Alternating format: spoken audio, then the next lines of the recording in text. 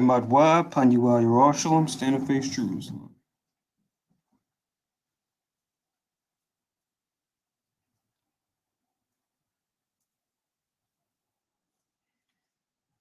Blessing of the day assignment. Barakatha Yahweh.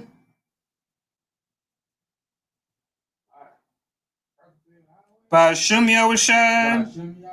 Asherah. Nathan Lanoah. Hayawam. Shemaiwan. Bashalawam. The water. Amen. Blessed are you, Yahweh, in the name of Yahweh Shai, that gives to us the day of Simon and peace. Thank you, so be it. The Al Yamah Shirai Machad, Psalms 121.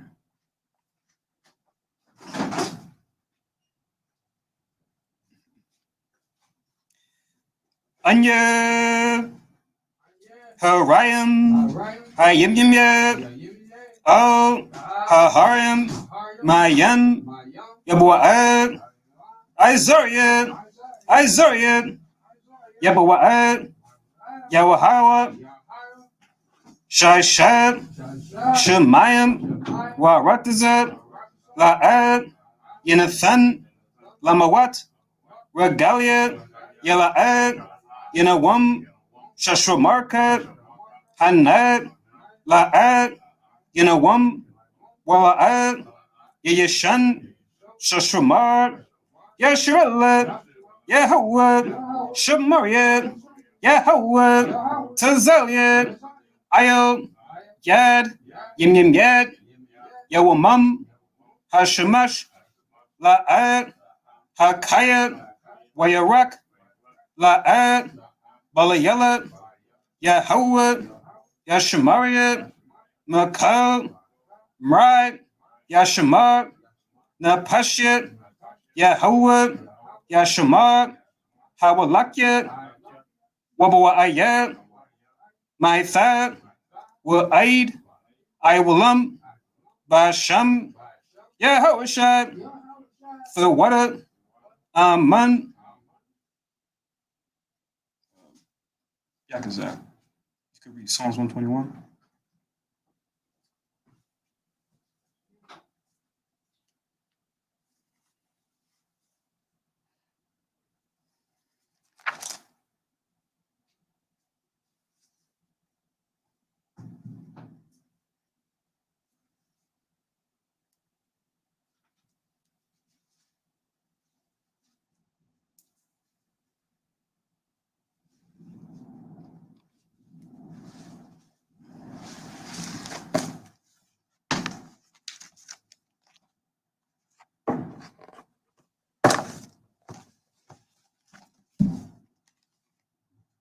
I lift up my eyes unto the hills, from which cometh my strength. My help cometh from the Lord, which has made heaven and earth. He shall not suffer thy foot to be moved. He that keepeth thee will not slumber. Behold, he that keepeth Israel shall not neither slumber nor sleep. For the Lord is my keeper. The Lord is my shade upon my right hand. The sun shall not smite thee by day, nor the moon by night. The Lord shall preserve thy from all evil, and he shall preserve my soul. The Lord shall preserve thy going out and thy coming in, from this time forth even forevermore. Right, and just say Amen. Amen. Amen. Shema Yasharella, hear, O Israel. This is Deuteronomy 6 and 4. Shema Yasharella, Yahweh, Eloheinu, Yahweh, Echad. Shema Yasharella, Yahweh, Eloheinu, Yahweh, Echad. Shema Yasharella, Yahweh, Eloheinu, Yahweh, Echad. Deuteronomy 64. Hear, O Israel, the Lord thy God is one Lord, And thou shalt. That's it. Just say amen. Amen. Amen. Thapala Yahweh, the Lord's Prayer, Matthew 6 and 9. Abinawa Shabbat Shemayim Kodash Hayya Shamka Yahweh Malakwavka Taba'at Ratazawanka Hayya Aisha Barataza Kabashemayim Lanawa Lakham Yawam Zad Wasalak Lanawa Kabawap Nawa Kasalak Nawa Kabawap Yanawa Wala Abiyar Nawa Al Nasayawan Above Hawashinawa Murai Kaya Laka Hamalakwa Wa Allah Wa Thapara Wa Walam Aman. After this manner, therefore, pray ye, our Father which is in heaven, hallowed be thy name, thy kingdom come, thy will be done, in earth as it is in heaven. Give us this day our daily bread, and forgive us our debts as we forgive our debtors. Lead us not into temptation, but deliver us from evil. From thine is the kingdom, and the power, and the glory, forever. Amen. Amen. Aisha Ramatazawap, the Ten Commandments. This is Exodus 20 and 3. La'ab, Yahayat, Lakab, Alahayam, Acharim, Alpanyat, La'ab, Thaishab, Lakab, Paso, Wala'ab, Thaibadam, La'ab, Thalakwakaf, Shamwab, Yahweh, Alahayakab, La Shawab, Zakar, Ath, Hayawam, Hashabath, La Kodashwab, Kabad, Abiyakab, Wa Amakab, La'at, Thuratazak, La'at, Thana'ap, La'at, Taganab, La'at, Thainad, Shakur, La'at, Tachamab, Kal, Asherat, Lara'ayakab, Aman. Exodus 23. Thou shalt have no other gods before me.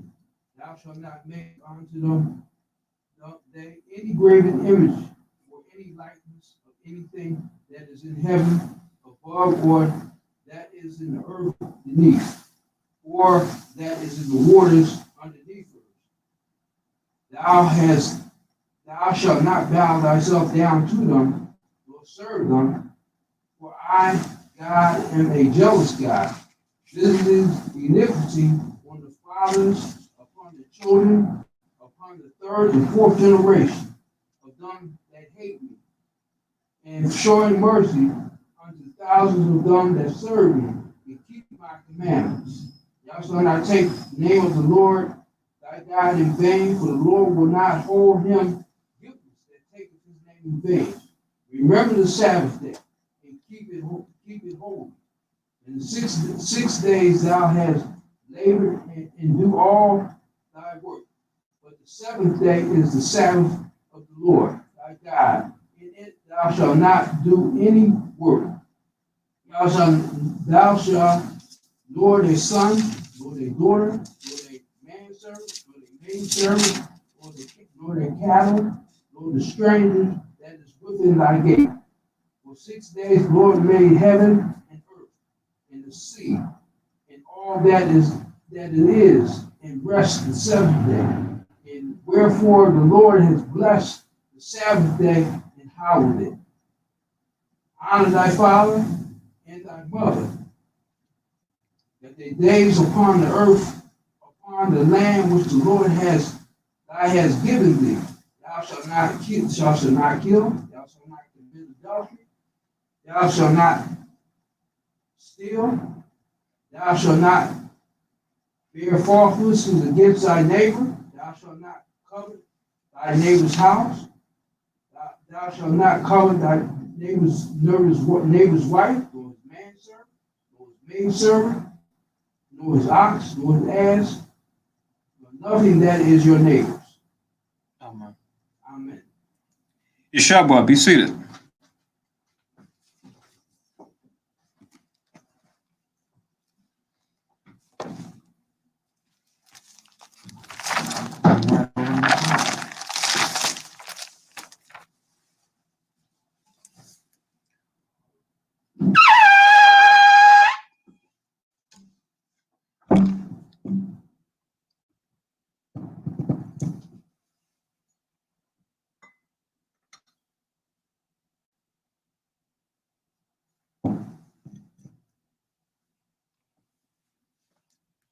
Barakathe Yahweh, Ba'ashim Yahweh Shai, Sharadan Fananawa, Parya, Gapan Thawada Amun. La Yahweh Ba'ashim Yahweh Shai, Yashar Allah.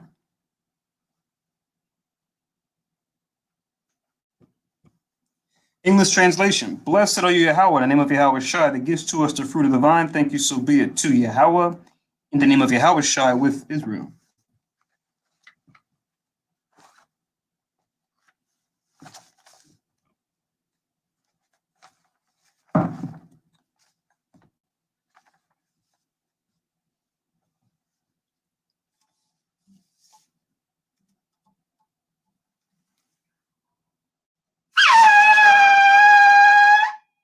I Madwa, Panyaway Jerusalem, stand and face Jerusalem.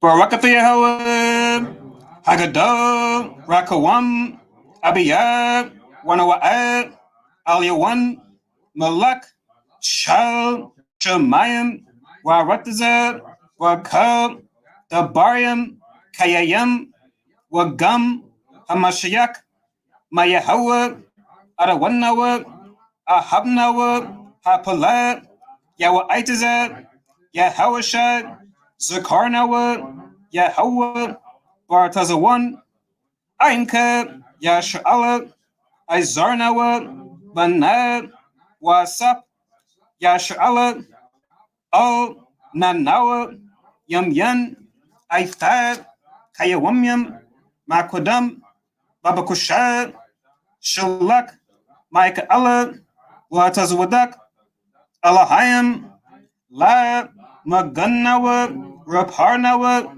Washamar, Alnawa, Bakwar, Shalak, Haroka, Shal, Yahawashai, Lanawa, Lalamadnawa, Rabiam, Kakamat, Tabawana, Wadaif, Shal, Dabarka, Basham, Yahawashai, Thawada, Thamyad, Waiwalam, Aman.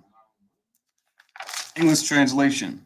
Blessed are you, Yahweh, the great, merciful, mighty, terrible, most high power, King of heaven and earth and all things living, and also the anointed from Yahweh, our Lord, our friend, the wonderful counselor, Yahweh Shai. Remember us, Yahweh, favorably your people Israel. Help us build and gather Israel, most high, we beg you, right now, like the days of old. Please send Michael and the righteous powers to protect us, heal us, and watch over us. May he send the spirit of Yahweh Shai to us to teach us much wisdom, knowledge, and understanding of thy word. In the name of Yahweh Shai, thank you, always and forever, so be it. Repeat the Hebrew only. Blessed are you, Yahweh, in the name of Yahweh Shai that gives to us the law. Barakathe Yahweh, Ba'ashem Yahweh Shai, Asherat, Nathan Lanawa, Hathawarat. Blessed are you, Yahweh, in the name of Yahweh Shai that gives to us light to see. Barakathe Yahweh, Ba'ashem Yahweh Shai, Asherat, Nathan Lanawa, Awar, Lara Awat. Blessed are you, Yahweh, in the name of Yahweh Shai that gives to us the ram's horn to call the people. Barakathe Yahweh, Ba'ashem Yahweh Shai, Asherat, Nathan Lanawa, Quran, Hayot, La Korat, Ha'aim, Yeshabwa, you see them.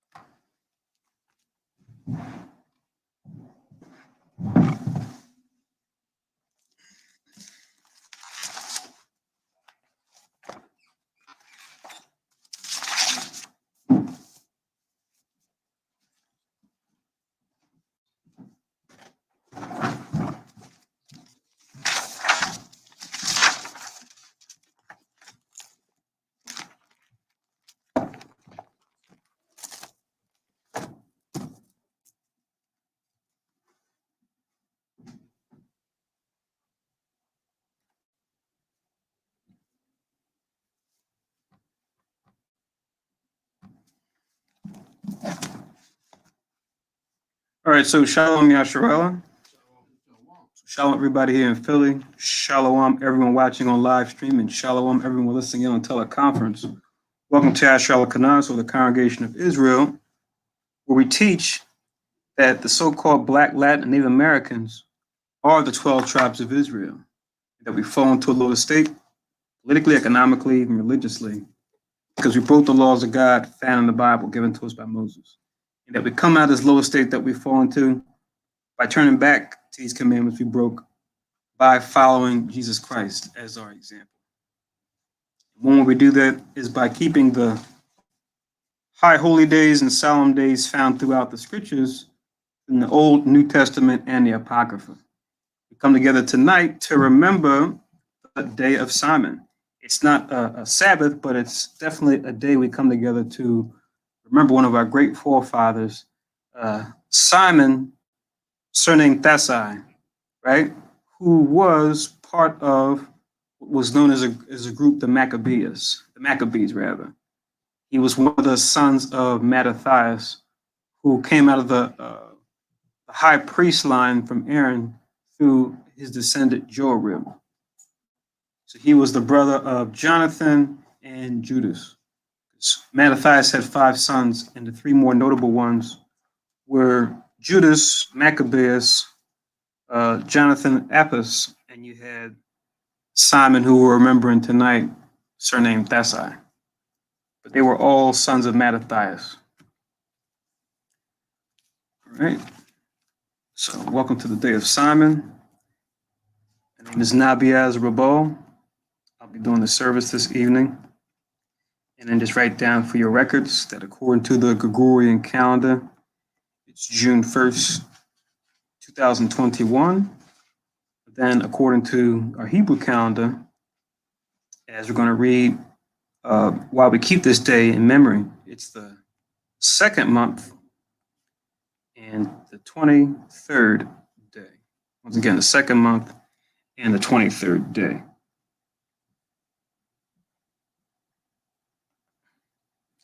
In the main section we read to get this history, we go into the Apocrypha, First Maccabees.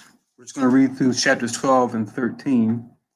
And I'll give the sense as we go through it and entertain any link up or scriptures that folks may have. But I just want to go through it rather swiftly. Just want to get this history and then go into why we remember this day and why we remember Simon Thasai. Before I go there, just to show this family and see this Simon that we're talking about, before we go to First Maccabees 12. First, go to First Maccabees chapter 2, just so we can see the family. First Maccabees chapter 2. And I'm going to read down to from 1 down to 5. Just to get the family tree of Simon, who we're remembering tonight. Because you have many Simons throughout history. This particular Simon came out of the sons of Aaron, as we're about to read. So First Maccabees chapter 2 and verse 1, it reads, "In those days arose Mattathias, the son of John, the son of Simeon, a priest of the sons of Joarib." So this man Mattathias, he was a priest of the sons of Joarib. Joarib being one of the families of priests that were descendant out of Aaron's 2 sons, Eleazar and Ithamar. It says, "From Jerusalem and dwelt at Modin." Right? So they dwelt in this place called Modin. Just to show this Joarib, to show his lineage, you can just go to First Chronicles chapter 24. I'll write it down. You can, I'll read it. You can just write it down. First Chronicles 24.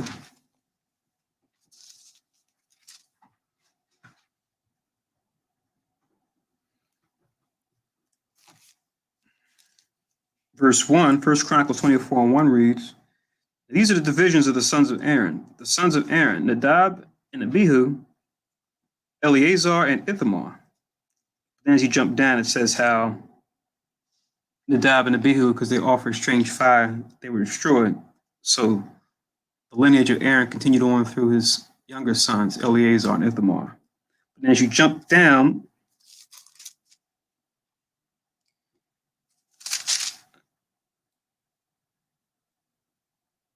it says, I'll start in verse 4. It says, and there were more chief men found of the sons of Eleazar than of the sons of Ithamar, and thus they were divided. Among the sons of Eleazar, there were 16 chief men of the house of their fathers, and 8 among the sons of Ithamar according to the house of their fathers. So there was double the amount of men that came from Eleazar's family or lineage as opposed to Ithamar, but they all came from Aaron.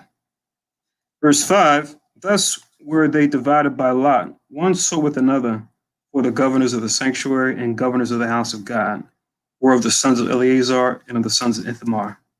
6, and Shemaiah, the son of Nethanel, the scribe, one of the Levites, wrote them before the king and the princes, and Zadok, the priest, and Ahimelech, the son of Abiathar, and before the chief of the fathers of the priests and Levites, one principal household being taken for Eleazar and one taken for Ithamar. So these particular priests you read about here, they were famous during the times of David and Solomon. This is Zadok and Abimelech, son of Abiathar. Right? David and Solomon's time, they were contemporaries with David and Solomon as the kings. But now check out what it says as you read on in verse 7. I'll stop at 7. It says, now the first lot came forth to Jehoiarib, the second to Jediah. So here this Jehoiarib, that's the same Joarib that much later on, many centuries later during the time of the Maccabees, which is during the Greek rulership, that's where this Mattathias and his sons come on the scene. So that's a beautiful thing when it comes to the scriptures. We can always trace back families to different people in the scriptures to a certain nation that they come from. Right? We can do that with Israel, of course.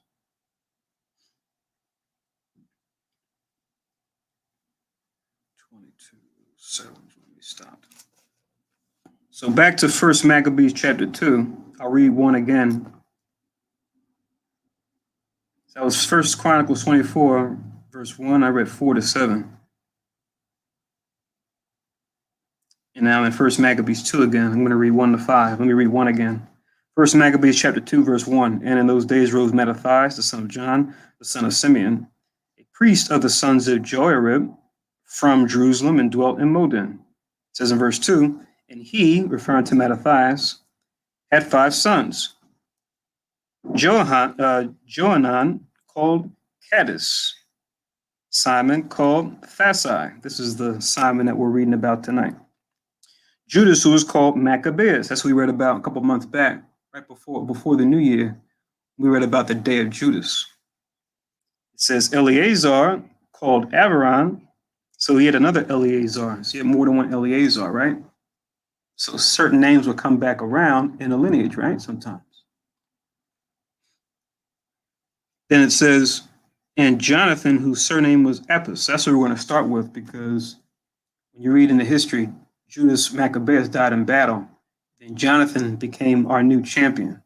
So we're about to read in 1 Maccabees 12, starts with him being champion, and him being our captain, and him trying to reestablish different ties that he had with other nations against the Greeks, right? Because it's like they say in war, the enemy of my enemy is my friend, right? If it's convenient. So we're going to see him try to leverage certain relationships he has with other nations, right, to gain more power against the Greeks who are trying to come against us. Now, the righteous way to do it is to trust in the Most High first, then go and apply these things, these different allegiances, because sometimes in history, you read throughout the Kings and Chronicles, Israel got it backwards. They would trust in their own strength. They would trust in their alliances with other nations against a threat instead of trusting in the Most High first. When we did that, the Most High punished us. Now, Mattathias' sons aren't doing that. They're doing it the other way. They're going to the Most High first, and then from there, applying the wisdom the Most High blessed them with to see what kind of alliances they could maintain with other nations against a common enemy. So First Maccabees 12:1, it reads, "Now when Jonathan saw that the time served him, he chose certain men and sent them to Rome for to confirm and to renew the friendship that they had with them." So two different kingdoms, but the same nation, right? They are both Esau, the Greeks and the Romans. But the Romans weren't the top dog just yet. It was still the Greeks at this time. But they would be in the future, right? They were up and coming at this point. So he's trying to see if he can renew the friendship he had with them. It says in verse 2, he sent letters also to the Lacedaemonians and to other places for the same purpose. You go into the Lacedaemonians, right? They're just another band of Israelites or Hebrews, right? That we had certain relations with. You read about them before when you go into when Judas Maccabeus, when he was the top champion before he died and went back to the Most High. It says in verse 3, so they went into Rome and entered into the Senate and said, right? So anytime we see Senate or senators, right, that's something that's unique to the Roman Empire, right? So we see that same style of government like we see today. We can acknowledge that it has a direct link back to the Romans, right? Even over there in England now, they have the Lords, and they had the House of Commons and the House of Lords, right? Which is modeled after the Senate. What they would call it was SPQR, Senatus and Populus Romanus, right? That's what the SPQR is. Anytime you see that on their flags, when you look at the Roman history. So you had one group that were the senators, you had another group that were like commonly elected. So it's like what we have in America, the Senate and the House of Reps. In Rome, they had what they called the patricians, right, which were of the Senate, and you had the plebes or the plebeians that were what we now call like the House of Representatives. So you have that same structure as you see throughout Esau's government then and now. But anyway, it says, so they went into Rome and entered into the Senate and said, Jonathan, the high priest, and the people of the Jews sent us unto you to the end that ye should renew the friendship which ye had with them in league as in former time. Upon this, the Romans gained letters upon the governors of every place that they should bring them into the land of Judea peaceably. Right? So this alliance was actually started earlier on. You just write it down as a link to verse 3, 12 and 3, but this links back to 1 Maccabees 8. You can just read 23 down to about 32. Link that with verse 3, 1 Maccabees 12 and 3, but 1 Maccabees 8, 23 to 32. We won't get it, but you can just write that down as a link. That goes into the allegiance that was established, or that communication that was established between us and the Romans then, when Judas Maccabeus, when he was the high priest, before he died, and Jonathan took the high priest position. So it's just trying to reestablish the alliance they once had. That's why it says, to the end that ye should renew the friendship which ye had with them in league as in former time. Then it says in verse 4, upon this the Romans gave them letters unto the governors of every place, that they should bring them into the land of Judea peaceably. This is the copy of the letters which Jonathan wrote to the Lacedaemonians. So he's communicating with the Romans, he's communicating with these Lacedaemonians too. It says in verse 6, Jonathan, the high priest, and the elders of the nation, and the priests, and the other people of the Jews, unto the Lacedaemonians, their brethren, send greeting. There were letters sent in times past unto Onias the high priest, from Darius, who reigned then among you, to signify that ye are our brethren, as the copy here underwritten doth specify. At which time Onias entreated the ambassador that was sent honorably, and received the letters wherein declaration was made of the league and friendship. Wherefore we also, albeit we need none of these things, for that we have the holy books of Scripture in our hands to comfort us, have nevertheless attempted to send unto you for the renewing of brotherhood and friendship, lest we should become strangers unto you altogether. There is a long time past since he sent unto us, right? So he's trying to reestablish communication with them. It's been some time since they spoke. At the same time, it's not a cry out of desperation. He's saying, we want to just establish that friendship. While if you could provide us help, that would be great. But if not, we still have the comfort of the Most High and the holy books to comfort us, right? So, this is just definitely, while it's friendship is good, at the same time, when it comes to politics and alliances, it's strategic, right? To where oftentimes different groups, organizations, nations reach out to each other for mutual gain, right? So they'll say, okay, I can help you out in this way. I have this service, or I have this, as part of, my power. And then you have something that is valued to me. Let's see if we can get something going, right? Some kind of trade, some kind of transaction, right?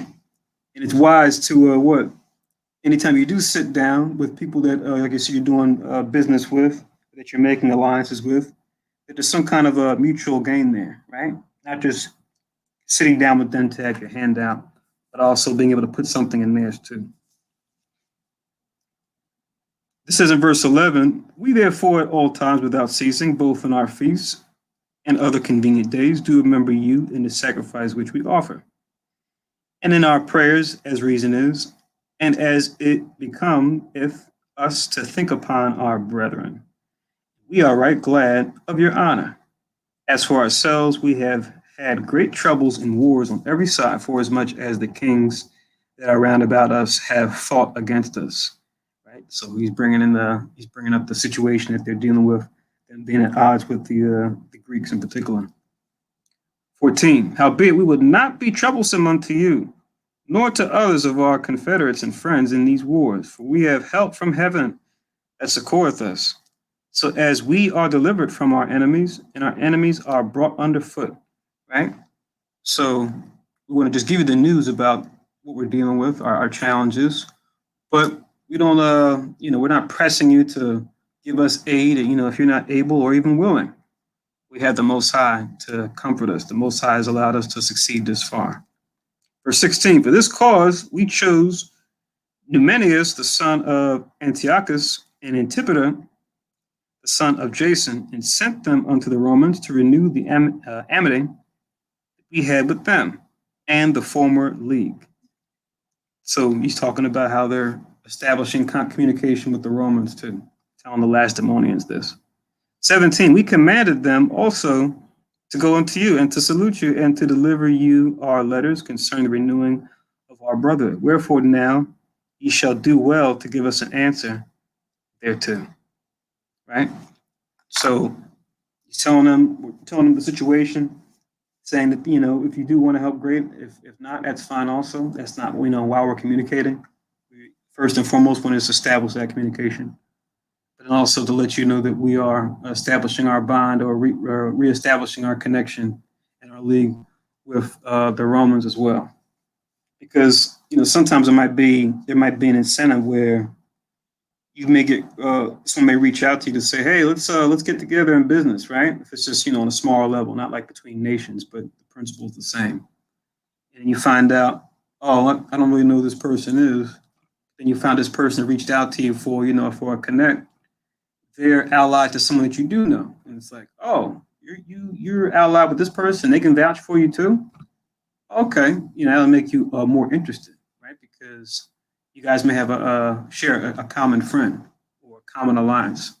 So maybe I don't know you, but we both know the same person, and I trust them. If they vouch for you, then okay, let's see what we can do. So reading on, it says in verse 19, and this is the copy of the letters which Onias sent Arius, king of the Lacedaemonians, to Onias, the high priest, greeting. Right, so it's going back to that past letter that was sent, like we talked about in verse 7, showing how they communicated before, going back to that last time that they had made a communication with Onias. He was the high priest. It says in verse 21, it is found in writing that the Lacedaemonians and Jews are brethren, and they are of the stock of Abraham. Therefore, since this has come to our knowledge, ye shall do well to write unto us of your prosperity. We do write back again to you that your cattle and goods are ours, and ours are yours. We do command, therefore, our ambassadors to make this report unto you on this wise. Now, when Jonathan heard that Demetrius' princes were come to fight against him with a greater host than before, he removed from Jerusalem and met them in the land of Amathus, for he gave them no respite to enter his country. Right? So respite, he gave them no respite to enter into his country. What does that word respite mean? You don't see that word a lot. What's that word mean? Mm-hmm.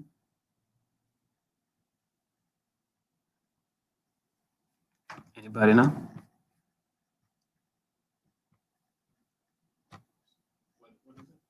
Respite. I'm in verse 25. It's like the fifth word from the end of verse 25.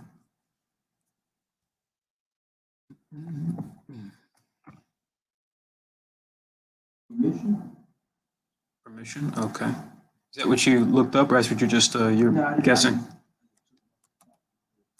Okay. All right. It might be right. Sometimes you can figure out a word just by the way it's being used, right? So let's look it up and see. Always do that. Do that more of a habit of doing that when we read, just so that you can see how we read or how we practice. Because when we go through reading ourselves, we'll do this as well. Let's share screen.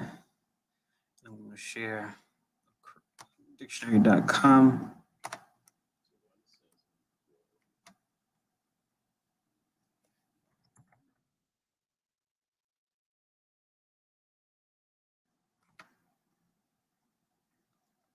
Oh, you give him no respite, right?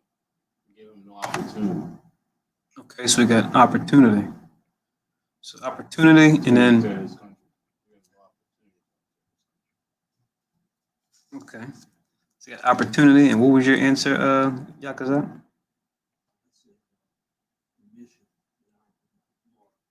Cons. Another short period of rest, relief from something difficult or unpleasant. It's like a relief. It says a short period of rest or relief for something difficult or unpleasant. Refuge of encampments to provide some respect. Recite, how's the word? Try to say it real loud so people on the teleconference hear you. Respite from the suffering. Respite from the suffering. That's what it says here. Uh-huh. And there's another short period of rest from something difficult or pleasant to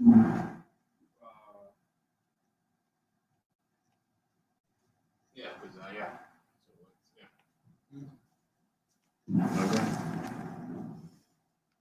That was it? Difficult on something that is like a rest period.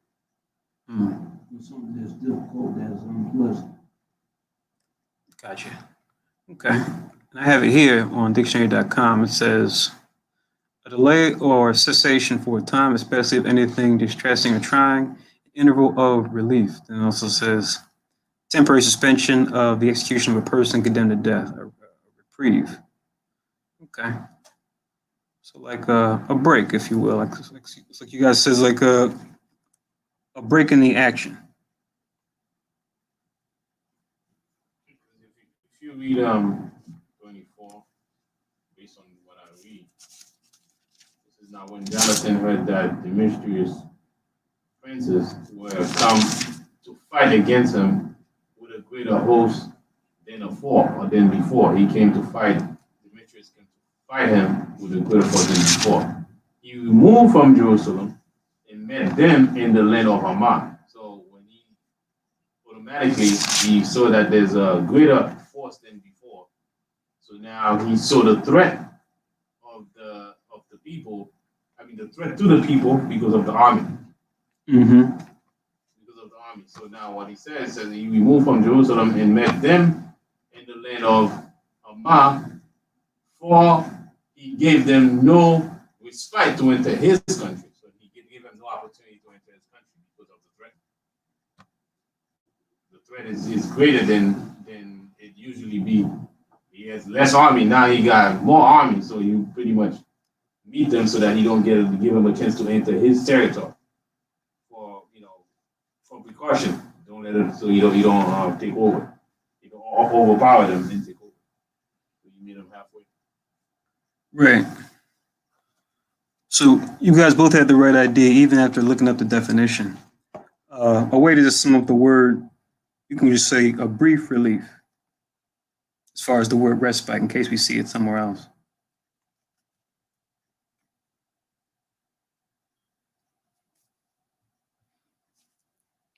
That's a way of defining it with as few words as possible, but as complete as possible. All right, good stuff. So let's read on in verse 26.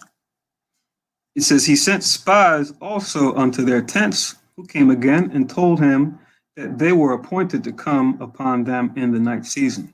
Wherefore, so soon as the sun was down, Jonathan commanded his men to watch and to be in arms, that all the night long they might be ready to fight. Also, he sent forth sentinels round about the host. So, know your enemy, right? And we know when it comes to Esau, as they've seen right then, but even before knowing this, they would try to attack at night, right? When you least expect it, right? We see that being done even in warfare today, right? Attacking at night when they're hoping that the enemy is at ease or at rest or resting, right? And that they might get caught by surprise. Now he's having a night watch set up to make sure that they don't get surprised in the nighttime, since they know that that's a strategy that they use, or I could say a tactic they like to use. It says in 28, when the adversaries heard that Jonathan and his men were ready for battle, they feared and trembled in their hearts, and they kindled fires in their camp. Howbeit Jonathan and his company knew it not till the morning, for they saw the lights burning. So it kind of worked in their favor, to where the Most High made them afraid to attack them, seeing that they were ready. It says in 30, then Jonathan pursued after them, but overtook them not, for they were gone over the river Eleutherus, right? So he led an attack in the morning, but they were already leaving. It says in 31, wherefore Jonathan turned to the Arabians who were called Zabadeans and smote them and took their spoils, right? Since that the army was already mobilized and he had a nation nearby that they could take over, that's what they did, these Arabians.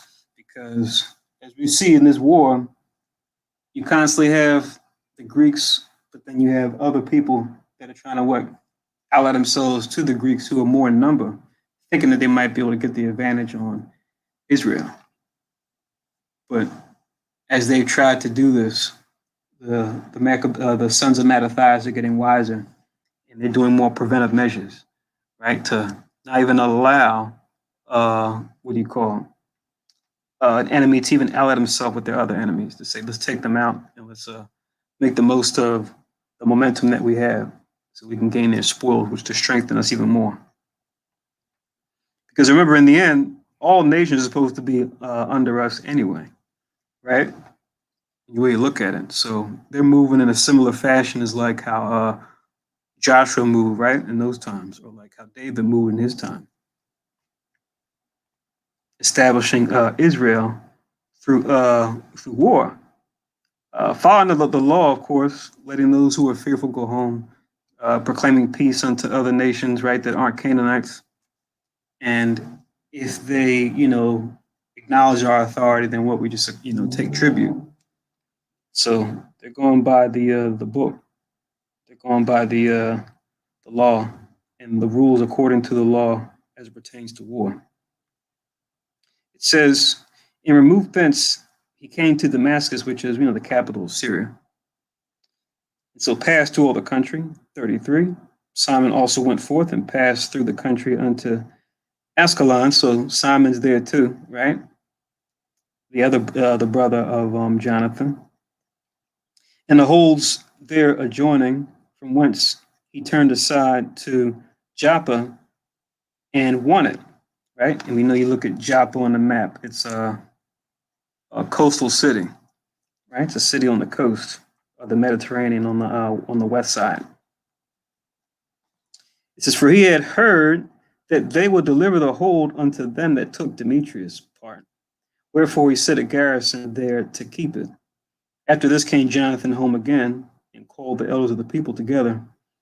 He consulted with them about building strongholds in Judea, and making walls of Jerusalem higher, and raising a great mount between the tower and the city, which he had a tower built in Jerusalem," right? "For to separate it from the city, so that it might be alone, that men might neither sell nor buy in it," right? Because it's supposed to be under our control now, right? We're supposed to be dealing with it according to the law, as far as keeping the holy days and everything like that. 37. "Upon this they came together to build up the city, for as much as part of the wall toward the brook of the east side was fallen down." The east side, rather, on the east side was fallen down, and they repaired that which was called Kathanatha. Simon also set up Adida in Cephala, and made it strong with gates and bars. So we've got some work going on. Jonathan's high priest, but Simon's there too in authority, and they're working on different projects, right? Building up Israel, securing borders, right? Establishing themselves against the onslaught of the enemy, spreading their empire, and then anytime they take a city, making sure they shore it up, especially strategic cities, like ones along certain passes or ones by the water. It says in 39, "Now Tryphon went about to get the kingdom of Asia and to kill Antiochus the king." So this Tryphon, he's another guy who's part of one of the four branches of the Greeks. This branch being what they call the Seleucid dynasty that came from Alexander's general Seleucus, right? So he's one who's trying to jockey for power to control the Seleucid dynasty, because it was four different ones, five at one point, but ended up becoming four. And the Seleucid dynasty was one of the main ones that had the most land. So this guy Tryphon, amongst the Greek generals, he's trying to get more. So it says he went about to get the kingdom of Asia and to kill Antiochus the king, that he might set the crown upon his own head, right? So, jockeying for power over this dynasty. So right now we're at Antiochus the fourth, going into the fifth, his son, right, who's still young at this point, and has a man, Lysias, who's taking care of him at this point until he comes of age. It says, 40, "Howbeit he was afraid that Jonathan would not suffer him or allow him, that he would fight against him. Wherefore he sought a way how to take Jonathan, that he might kill him. So he removed and came to Bethsan." So he's considering his options, right? How to take Jonathan. All right, he's strong, right? He's fortified. They've got momentum. Let me try an indirect approach, right? Because we know warfare is direct and indirect maneuvers, right? So he's saying, let me try an indirect maneuver. 41, "Then Jonathan went out to meet him with 40,000 chosen for the battle, and came to Bethsan." So Jonathan's not playing. He's like, oh, okay, he wants to meet. All right, I'm gonna make sure that, I'm not gonna go into any type of trap. I'm gonna make sure I'm protected. 42, "Now when Tryphon saw that Jonathan came with so great a force, he durst not stretch his hand against him, but received him honorably," right? So he saw how he came, with all types of men and fortified. So he changed his approach, right? if he came with less, he probably would have considered, oh, let me see if I can take him out. But he said, okay, he's got a lot of people with him. Let me try an indirect approach. It says, he durst not stretch his hand against him, 43, but received him honorably and commended him unto all his friends and gave him gifts and commanded his men of war to be as obedient unto him as to himself, right? So classic strategy, right? As far as, showing kindness to the enemy, right? The hope being that what? You can disarm him, right? Exactly, drop his guard, to put him at ease, right? To give gifts. And we know even in our law, when we deal with each other, the law talks about not giving gifts with the intent to bribe, right? So that wisdom of the law should be in the mind of Jonathan, just on that note, but then how that same principle can be applied to this, especially when it comes to you deal with another nation, let alone dealing with your own people when it comes to judgment. That you shouldn't accept gifts like that to where it'll throw off your judgment. To keep your head on a swivel. Don't make sure that you don't just think, oh, he's not so bad. He's being nice to me. He's giving gifts to me. And like you said, and let down his guard. So yeah, he's pretty much saying, give Jonathan the same respect you guys give me. That's what he's telling. That's what Tryphon's telling his men. 44. Oh, since I mentioned it, I guess we can you can just write it down. I'll read it real quick. Exodus.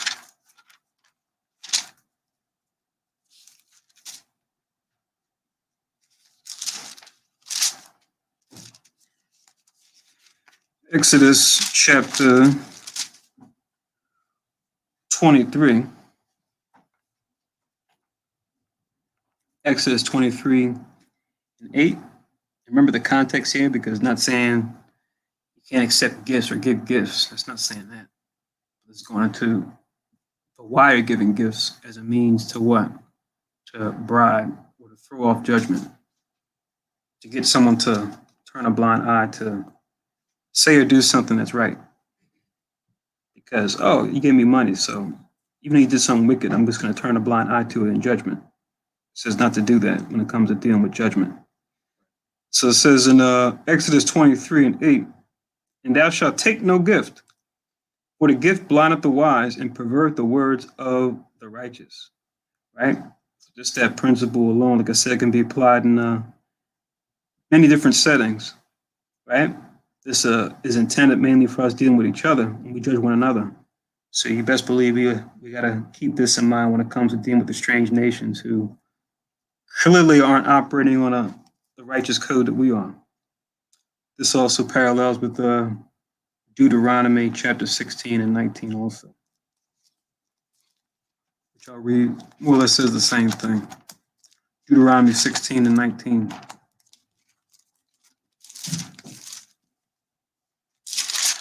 Deuteronomy chapter 16 and verse 19, it says, thou shalt not wrest judgment or hold back judgment, right? Like withholding evidence or allowing people to speak as far as witnesses, etc. Then it says, thou shalt not respect persons. So don't show favoritism to someone just because of how much money they have or a talent that they have or how famous they are because they're family. You shouldn't respect persons. Then it says, neither take a gift. So that's that same law, Exodus 23 and 8. It says, for the gift doth blind the eyes of the wise and pervert the words of the righteous. So, repeat it. So let's go back to 1 Maccabees chapter 12. Let's read on in verse 44. 1 Maccabees 12 and 44 reads, unto Jonathan he said, why hast thou put all this people, to so great trouble, seeing there is no war betwixt us? Right? So it's like he's pointing at the fact, why you got all these people with you, right? There's no issue betwixt or between us. 45, therefore send them now home again, and choose a few men to wait on thee. And come thou with me to Ptolemais, right? Ptolemaeus, named after Ptolemy, or the leader of the Ptolemaic dynasty. Right, that was the other one of the other branches of the Greek government that was further south, going towards Egypt. He says, "For I will give it thee." So Tryphon's saying, "Yeah, I'm going to go down there because we have rule over that too. I'll give it to you, Jonathan, and the rest of the strongholds and forces, and all that have any charge. As for me, I will return and depart, for this is the cause of my coming." So he's saying that's why he's coming. Now, is it true? Let's find out. Verse 46. So Jonathan, believing him, did as he bade him and sent away his host, who went into the land of Judea. So Jonathan took Tryphon at his word, right? That this is the reason why he came, and that he was actually trying to give this to him, right? As a gift beyond the gifts he's already given to him. Now, as we read on, we're going to see what happens, whether or not Tryphon's words were true. But, it's a tough scenario because while we know that the heathen are treacherous, we know at the same time the Most High, like it tells in Jeremiah 15:11, that what? He can cause the enemies to be at peace with us in a time of evil and a time of affliction. So he can remote control them to what? Actually help us out. Like he's doing already with the Romans, right? But let's see if that's what's going on with this Tryphon here. It says, 47, and with himself he retained but 3,000 men, of whom he sent 2,000 into Galilee, and 1,000 went with him. So he kept 3,000 of his men behind outside of that big force that he came with when he met with him the first time. It says 2/3 of that small group that he had went to Galilee, right? So went north, and then 1,000 went with him to go down south with Tryphon to Ptolemais. Now, as soon as Jonathan entered into Ptolemais, they at Ptolemais shut the gates and took him, and all them that came with him they slew with the sword. So we see Tryphon was being deceptive, right? He lied to him, right? It was deceit. He disarmed him by being deceptive, promising that what he would give him the city and other gifts, but that's not what he did. It says, and then sent Tryphon a host of footmen and horsemen into Galilee and into the great plain to destroy all Jonathan's company. So the other 2,000 he sent north to Galilee. He even sent a dispatch up there to take those guys out too. So we see with Tryphon, he's using all his cunning to gain the advantage. Even this blatant lie, right? So what do they say? In the world, they say all's fair in love and war, right? It's unfortunate that Jonathan got captured here in the events that are to come. But, that's what's going on. I have a scripture, Psalm 55:21. I was thinking I was going to pull that later, but I'm glad you got it now.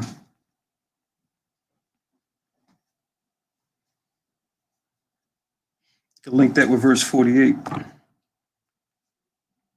And it says, the words of his mouth were smoother than butter, but war was in his heart. His words were softer than oil, yet were they drawn swords. So, in dealing with another nation that is not Israel, you can never trust anybody's word.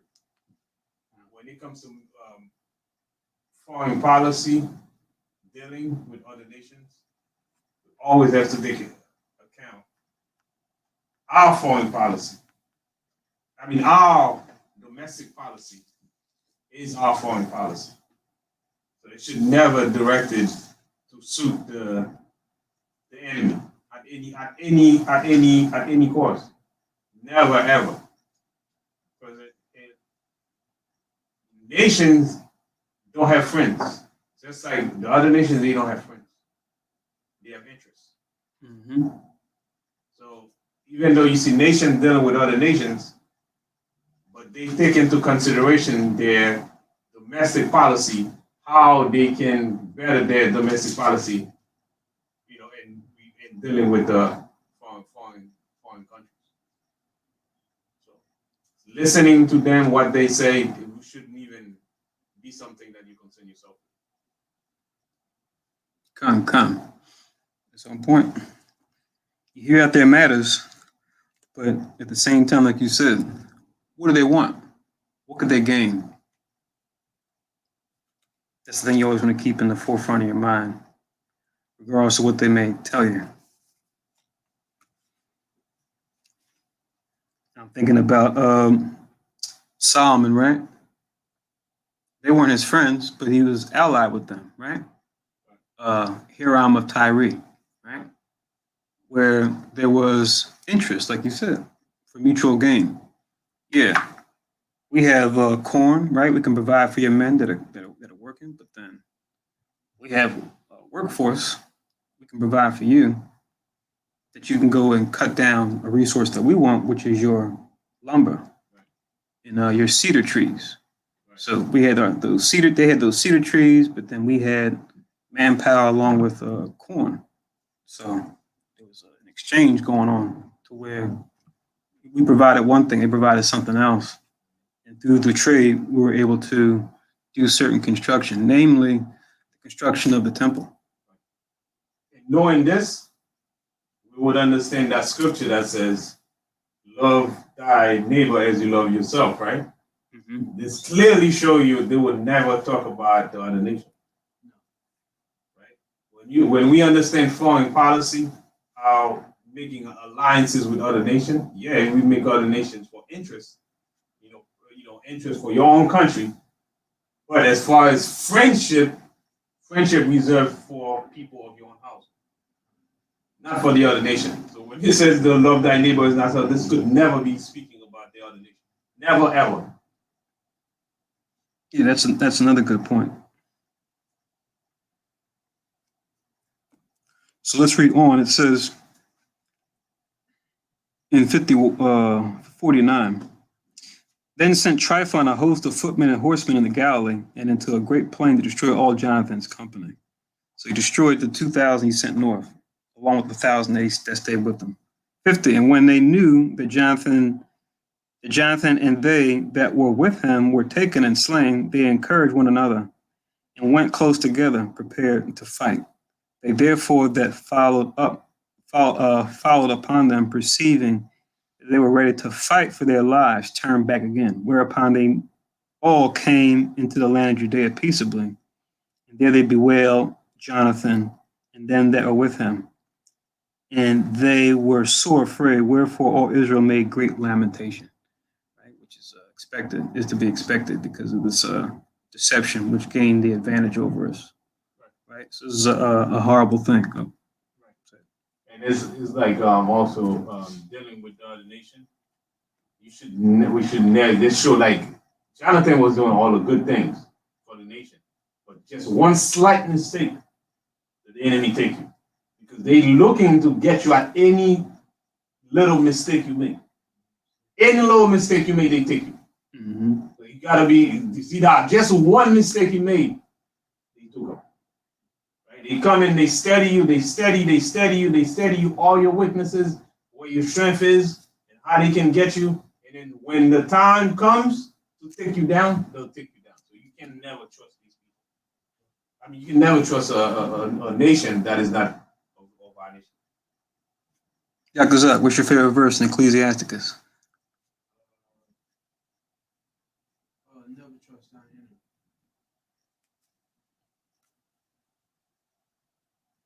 Right, so chapter and verse.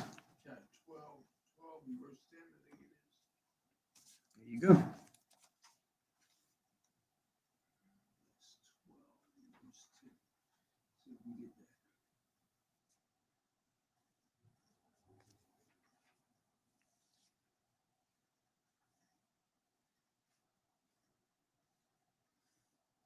Yeah, and as you get that, we see our people making the same mistake today. Of course, thinking themselves to be, Black or African American, whatnot, where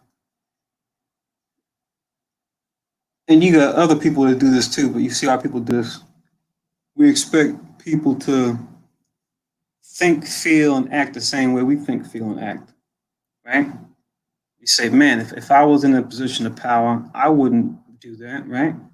I would do things according to justice, right? Not just abuse the power I have just because I can. And it's like, you have to get that through the minds of our people, like, yeah, that's you. That's not them, right? And your hope is that they can have eyes to see, ears to hear, and a heart to understand that that comes from a righteous place, us being God's chosen people, and us supposed to be showing that better way. But then we also have to understand these other nations and how the Most High made them and their nature, what they are, what they were made to be, regardless of how we feel about it. Okay, you got it? Ecclesiastes 12 and verse 10. Never trust thine enemy. Like as iron rusteth, so is his wickedness. Though he humble himself and go crouching, yet take good heed and beware of him. And thou shalt be unto him if thou hast wiped a looking glass, and shalt know that his rust had not been altogether wiped away. It is. That totally fits Trifon here. All right. So First Maccabees 12, verse 53, last verse in the chapter. Then all the heathen that were round about them sought to destroy them. For said they have no captain, nor any to help them. Now therefore let us make war upon them and take away the memorial from among men. So 12 and 53. Even though it's talking about Yahushua, but we see it can be parallel to any savior that we've had, right? Yahushua being that ultimate savior, but we know at different times, like at this time, the Maccabees, Mattathias' sons are like our saviors at this point against the Greeks. But this is the prophecy pertaining to Christ. Like I said, you can apply it to any savior of ours. This is Zechariah 13. Zechariah 13 and 7.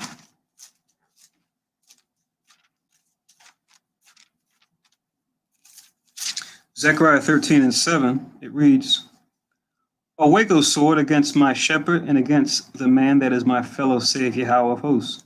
Smite the shepherd, and the sheep shall be scattered, and I will turn mine hand upon the little ones. Right? So you smite the shepherd, and the sheep will scatter. Right? So we see the nations looking for this opportunity to get the advantage. That they see that, oh, they're weakened, right? Their head's been taken out. Let's try to, get some stuff in motion. Any plans we got, let's try to execute them while they're in disarray, while they're mourning, right? While they're saddened, weakened, right? Let's kill the beast while it's wounded, so to speak, right? So yeah, 13 and 7 of Zechariah. Let's continue on in First Maccabees 13. Oh, you could also link Psalms 83, 1 to 4. Because at the bottom of First Maccabees 12:53 it says, and take away their memorial from among men. Because what's the goal of the nations? From then till now, Psalms 83 is a favorite for brothers to go to, right? To remind us of the nation's prerogative.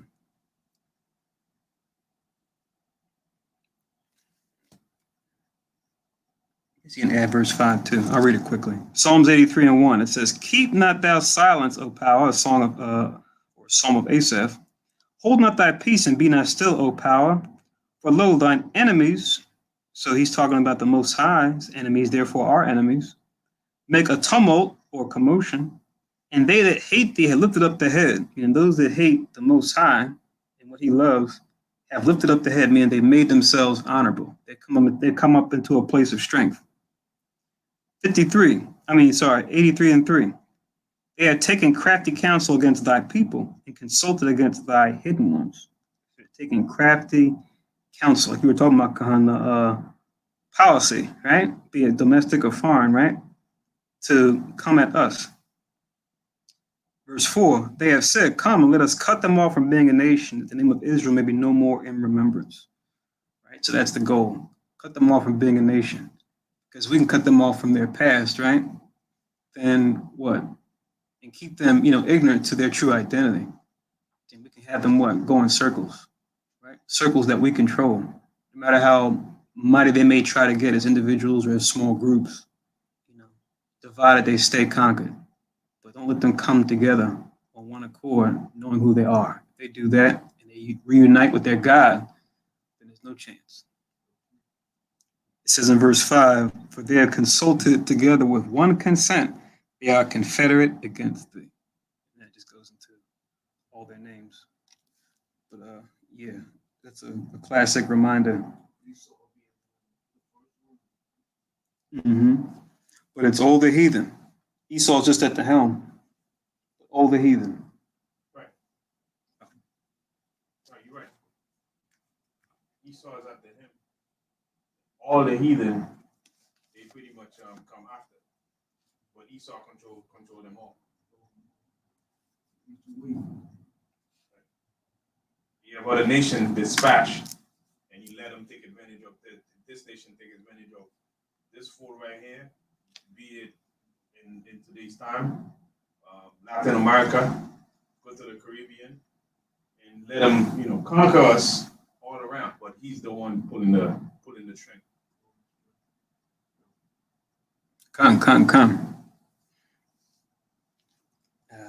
Their spy agencies are getting exposed time and time again. It's so sloppy because they try to do this thing under clandestine activity, but their own people are exposing them, right? For trying to overthrow governments overseas, to even stuff they try to do right here, as far as how they try to program people's minds through how they've hijacked media outlets, like major newspapers like the Washington Post or New York Times, major news stations like CNN and Fox News. Like, this stuff is starting to come out to the forefront now.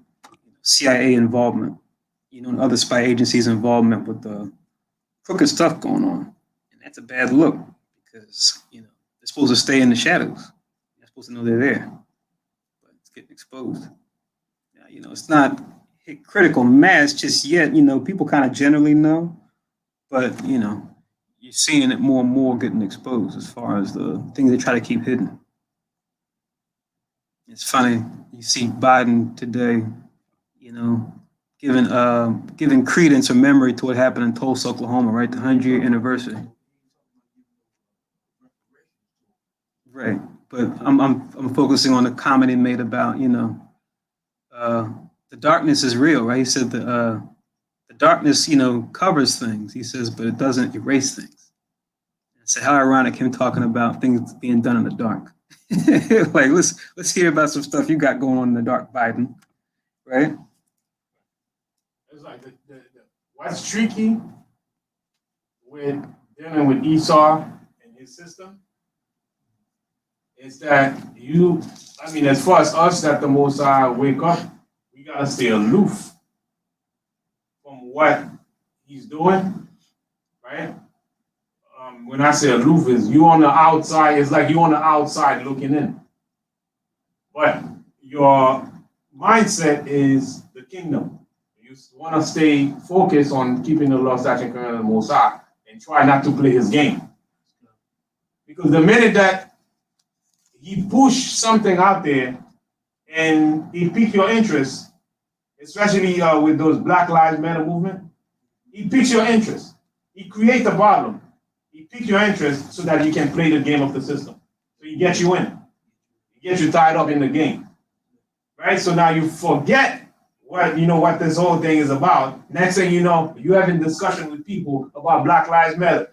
This, that, and the third. Now you're in the game too. You know what I mean? It's like you can touch on it, but you don't focus on it because that's not the real game. Right, because this is what they call this is just an event. It's a phenomenon that the system created itself. Right, the system creates this problem, right, so that you can just get you in it and get involved. Get in the discussion. What do you think about Black Lives Matter? What do you think about this, that, and the third? Next thing you know, they control what you watch. All these events they throw at you, they control what you see. They control what's in the news today and what's in the news tomorrow. They get you involved. You got to get involved. You got to get involved. If you don't like what's going on with Black people, you got to get involved. You got to let your voice be heard. So they get you to, you stuck in the game. They say, we got to do something for our people, but you playing this game without you even knowing. Yep. They call this, folks, if you haven't heard the term, PsyOps, psychological operations. That's what they call it. But the media is the main tool for this, what you just said. Right. Oh, and I like what you said, too, about being here, but not being in the world, but not of it.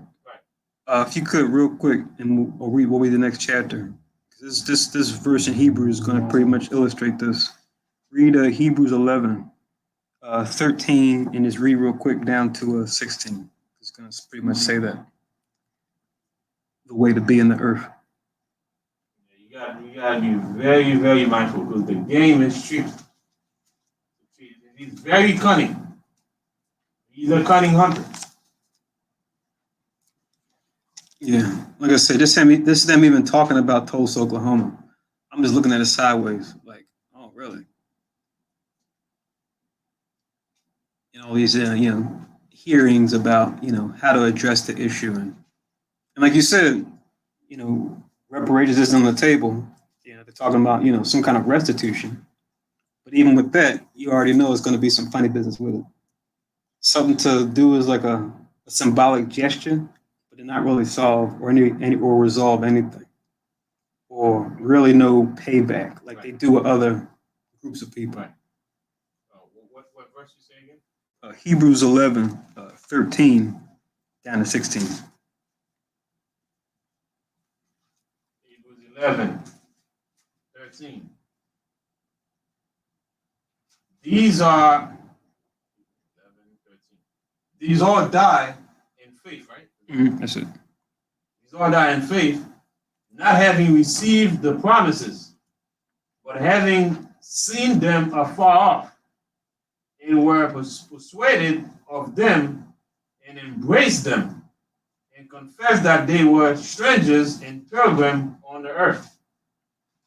For they that say such things declare plainly that they seek a country. And surely, if they had been mindful of that country from whence they came out, they might have had opportunity to have returned. But now they desire a better country, that is, in heavenly, whereof God is not ashamed to be called their God, for he have prepared for them a city. Right. So what you said pretty much.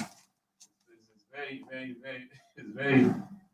That's why we gotta control what we want to watch, what we want to look. We make that decision. Don't let them draw you into their stuff. They will draw you into their stuff. You can watch it for the purpose of edifying and things like that, but don't let them draw you in. Mm-hmm. Come. Yep.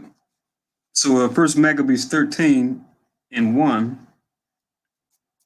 Folks who aren't clear with what we just read in Hebrews 11, this is what the Khan is talking about. This other country, this city that God prepared, that's the kingdom. That's what we're looking towards. Our ancestors and us here that have been under that same calling. We're just strangers and pilgrims of the earth. I quoted that movie, Chronicles of Riddick, earlier with the kill the beast while I was wounded. It made me think of another quote from that movie where they talk to the main character Riddick, and he's like, are you like, are you going to be, with us? He's just like, me? He's like, I'm just passing through, because they think, they're wondering like if he's going to be, with them or teamed up with them with the next challenge that they have. That's the his statement kind of sums up the attitude, right? Oh, here, this America, this Babylon the Great, this valley of the shadow of death, I'm just passing through. You know, like you said, it's kind of watching it, you know, from a distance, right? Beholding it as it transpires, and like you said, look at everything around you, things that people are saying of our people, other nations, and then just measuring against the scriptures all the time. How does this align with God's will and His prophecy? And then doing that, you never get too involved. You never get pulled out of the zone, because everything falls back to the Most High's will anyway. When you have the kingdom mentality. And for them not to figure you out, you don't stay too much aside. You pretend you get involved, but you know what it is. Mm-hmm. You know, so that is it. Why you not saying anything? You know, why you stay aside? Because Esau don't like when you sit there. He doesn't know what's your position. Yep. It's just the what's the Matrix movie? The systemic anomaly, right? Morpheus and all them, they didn't like them because they didn't receive the program. They rejected it. So now they're like on the outskirts. They're still in and out, but when they come in, it's like they're trying to pull the people to their cause, and it's like, oh, we can't have too much of this. Like you said, you got to fit into our program. We have to be able to predict your behavior based on what we set up. You're doing stuff that's outside of our parameters. We don't like that. If we're gonna fight for our people, fight within our system. We have stuff there, you know, that's you know you can take advantage of. You know, to speak to this, you know, lawyers, the black activists. Go talk to them. You know, if you're gonna find a solution, find it within our system, but not in the scriptures. You're talking about your Israelite this and that. You don't need this system. You have a system coming now. They're terrified of what they can't buy. And when you don't sell out, they're terrified. They're like, what the hell is he or she on? We can't bribe them. Keep a close watch on this one. Come. First Maccabees 13. It says, now when Simon heard that Tryphon had gathered together a great host to invade the land of Judea and destroy it, and saw that the people was in great trembling and fear, he went up to Jerusalem and gathered the people together and gave them exhortation, saying, you yourselves know what great things I and my brethren and my father's house have done for the laws and for the sanctuary, the battles also and the troubles which we have seen, by reason whereof all my brethren are slain for Israel's sake, and I am left alone. Now, therefore, be it far from me that I should spare mine own life in any time of trouble, for I am no better than my brethren. Doubtless, I will avenge my nation and the sanctuary and our wives and our children, for all the heathen are gathered to destroy us of very malice. So now we see Simon called Fasai step up to the plate, right? And this is very courageous because I'm sure he wants to mourn too, especially him, right? So it's just him left, right? But still, look, he didn't waste any time. He got right behind the captain's helm and said, all right, let's press on. We got to move forward, right? Even after losing his brother Jonathan. People mourn, but you know, especially he would, right? And Judas before him, right? Losing both of them like that. It says, now as soon as the people heard these words, their spirit revived, and they answered with a loud voice, saying, thou shalt be our leader instead of Judas and Jonathan thy brother. Fight thou our battles, and whatsoever thou commandest us, that will we do. So 13 and 10, similar to Joshua, right? Joshua chapter 1, after Moses gave up the ghost, and then Joshua was installed to be the next leader. Here's what they told him. Joshua chapter 1, 16 to 18. Joshua chapter 1, 16, it says, and they answered Joshua, saying, all that thou commandest us, we will do. Whatsoever thou sendest us, we will go. According as we have hearkened unto Moses in all things, so we hearken unto thee. Only the Lord thy God be with thee as he was with Moses. 18. whosoever he be that doeth rebel against thy commandment, and will not hearken unto thy words, and all that thou commandest him, he shall be put to death. Only be strong and of a good courage. Right? Makes you think also of what Paul's saying to the church in Corinth, right? Be followers of me, even as I am also of Christ. So you see, they made sure to leave that element out, right? We're following you as you follow the Most High, right? Because the mistake comes in when what? We just follow the leader blindly, but then that leader isn't following the Most High. Right? That's where the trouble comes in. So we can definitely parallel this in Joshua to what we see here in Maccabees. You know, following leadership for the right reason. The why behind what you're doing is on point. So it says in verse 11 rather, sorry. Also he sent Jonathan, the son of Absalom, and with him a great power to Joppa, who casting out them that were therein remained there in it. So Tryphon removed from Ptolemais with a great power to invade the land of Judea. Jonathan was with him in ward, right?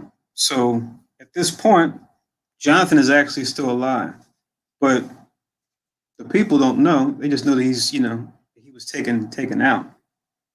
But, it's kind of like up in the air. But at the same time, he's not there to even function as a leader. So Simon is just moving forward as if he's dead. Let's see what happens now, because now we're going to see this Tryphon keeping him alive, right? Even though he's wicked, he's still using his strategy. Going to see how he's going to try to use Jonathan for leverage, right? To try to throw off Simon, their new leader. So it says in verse 13, but Simon pitched his tents in Adida over against the plain. Now when Tryphon knew that Simon was risen up instead of his brother Jonathan and meant to join battle with him, he sent messengers unto him, saying, whereas we had Jonathan thy brother in hold, it is for money that he is owing unto the king's treasure concerning a business that was committed unto him. So more deception, more tricks, right? See if he can throw Simon off too, get the advantage on him. How it works in the world. All's fair in love and war, right? They also say in the world, war is deception, right? So Tryphon is true to form. It says in 16, wherefore now send 100 talents of silver, and 2 of his sons for hostages, that when he is at liberty, he may not revolt from us, and we will let him go. Right. So here goes the bargaining. Here goes the hostage situation. Right. The leverage. So they said, "Look, give us this and give us his sons." Right. Then it says in 17, whereupon Simon, albeit he perceived that they spake deceitfully unto him, yet sent he the money and the children, lest peradventure he should procure to himself great hatred of the people. So Simon's in a hot spot, but he's taking everything into account. Remember, Mattathias made a note of this before he died. He said, Simon is a man of counsel, right? Let him be a father unto you. So Simon using his gift, right, for counsel. He's hearing what they're saying, but then at the same time, he's processing it and going, okay, here's what they're saying, but I'm sure it's what they're doing. And then also keeping in mind the optics for his people. It's like, okay, I need to make sure I save face for them too. So it doesn't just come off as, we don't negotiate with terrorists, and that being the cause of them, taking out Jonathan. So yeah, it's a tough spot, but let's see what happens. As they say in the world, between a rock and a hard place. Who might have said, because I sent him not the money and the children, therefore is Jonathan dead, right? He said, I can't take that hard stance. Because you see, Esau do that now, right? They'll say, we don't negotiate with terrorists, right? And then they'll sacrifice lives, right? They'll lose lives. They'll lose lives of their own people by taking that hard stance, when it comes to dealing with, enemies they consider beneath them, which you do a little research, you oftentimes find that they're the ones that actually created them, they actually funded them. But, that's its own discussion. Right. And also, sending the children, you see that Esau always think 1 or 2 generations. The domination, whereas sometimes because we lost the scriptures, we lost knowledge, we lost understanding. They think 2, 3 generations ahead of you how to keep their dominion. Right? Well, while we think about today, tomorrow, next year, they thinking about decades. Right? They talking about 50 years from now. Right? So sending the children. Now, if you capture the children, then you kill 1 generation. So then you see, to some people, they might just see the children, but you kill the children, you annihilate another generation. If you kill 2, you see what I'm saying? Because if you think in their head, the children can rise up. Mm-hmm. The children can rise up. So now you kill the generation that's gonna come in and take things. Right. So we're gonna let him go. He's almost washed up anyway, because he's all up in age, right? But let's give me the generation that's gonna rise up, because they got more life than him. Just like you're doing now. As you see, as you watch what's happening in the cities, these northern cities, you see most of the gun violence is among the youth. Right. Because one day they know the knowledge gonna come. One of them gonna wake up. Wake up. So you just got to make sure you start killing them off at a young age, because they start getting understanding. Yeah. Some of you guys watching, you're familiar with the history of the FBI program called COINTELPRO, right? That's what it was all about, right? From the civil rights movement going forward, the next phase afterwards, they really sat down and strategized and go, dude, we gotta prevent the rise of a black messiah. We gotta figure out strategies to divide and conquer these folks up, right? And to keep them down. That's where you had what happened in the 70s going into the 80s with the whole crack epidemic and Black Panthers getting broken up and stuff like that. So totally thinking on that wise, like you said, cut them down generation after generation. We lost the whole generation. So that's prudent planning, to quote Chronicles of Riddick again. She said, why is it to be, everyone talks about killing Lord Marshall. Why does everyone assume it's a conspiracy? Why can't it just be prudent planning? It's a fictitious movie, but yeah, apply that to reality. People call things conspiracies. How about it's just a plan by a handful of men that have power, right? And they're seeing it through. Why is it such a hard notion to consider, right? People conspire all the time for, trivial things. Why is it so far for us to consider those that may have power and influence, wealth on a high level, both seen and unseen, to sit down and say, let's take things in this direction? And they got, they can buy all the time in the world, right? They can fund think tanks with experts from their universities to sit down and just come up with all types of schemes. That's Micah chapter 2, verses 1 and 2, right? What does it say? Woe. I'll read it real quick. I don't want to misquote it. But this is what they do. This is what they've been doing. They got the RAND Corporation. They got the American Enterprise Institute. They got all these special interest think tanks where they got people from academia and the industry. They give them all types of money. They just sit down and think of schemes. That's what they do. That's their job. Micah chapter 2. Where's Micah?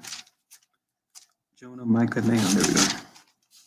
Micah chapter 2 and verse 1, it says, woe or destruction to them that devise iniquity and work evil upon their beds.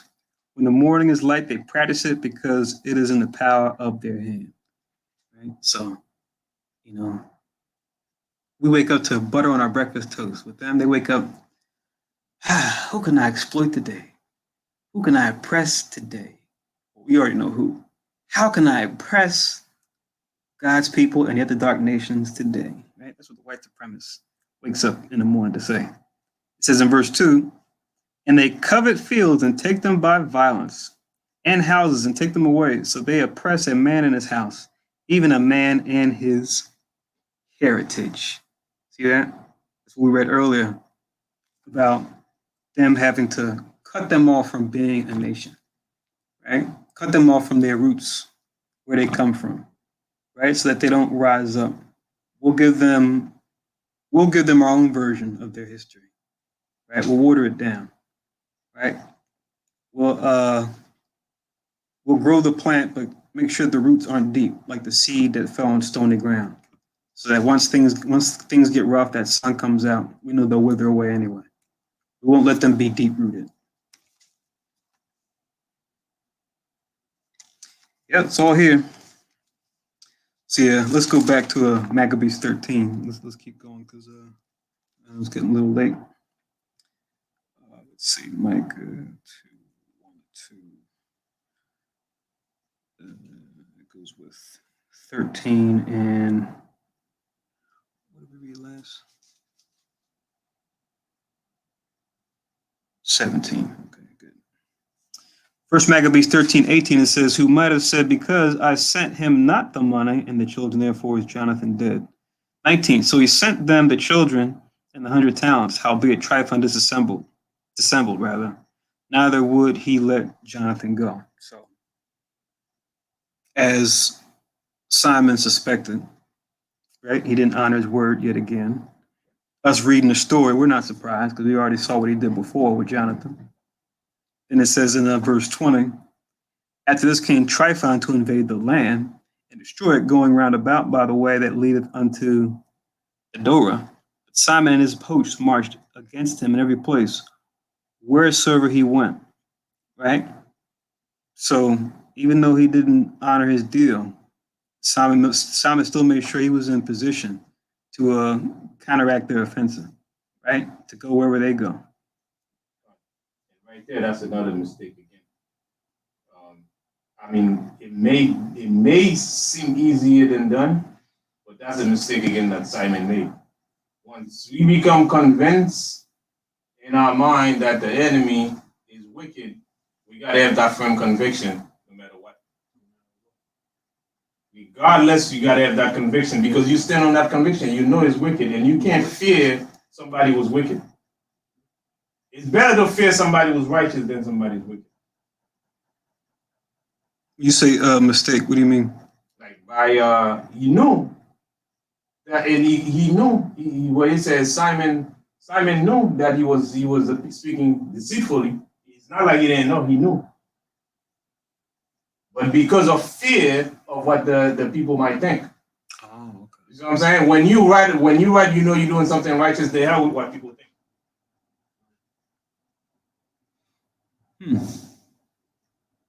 Right? People are gonna think what they think, but what they think is not. If it's not aligned with righteousness, what is meant of what they think? It's what the Most High, the right is right.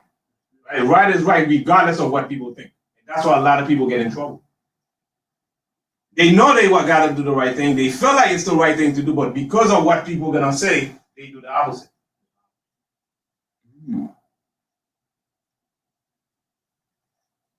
The truth is the truth, no matter what.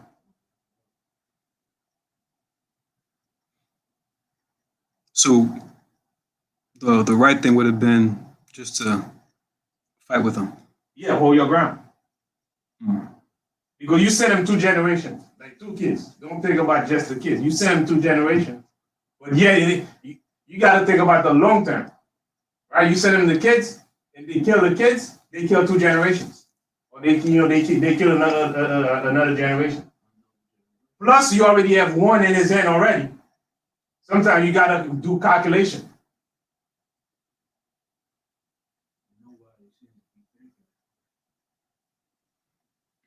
Right, so you got to lose 1, but you don't lose 2. You know, sometimes you gotta take some losses. You gotta know what kind of loss you're willing to take. You're gonna think that's gonna help the generation move further. What if they kill all 3 of them? The kids, the 2 boys, and Jonathan.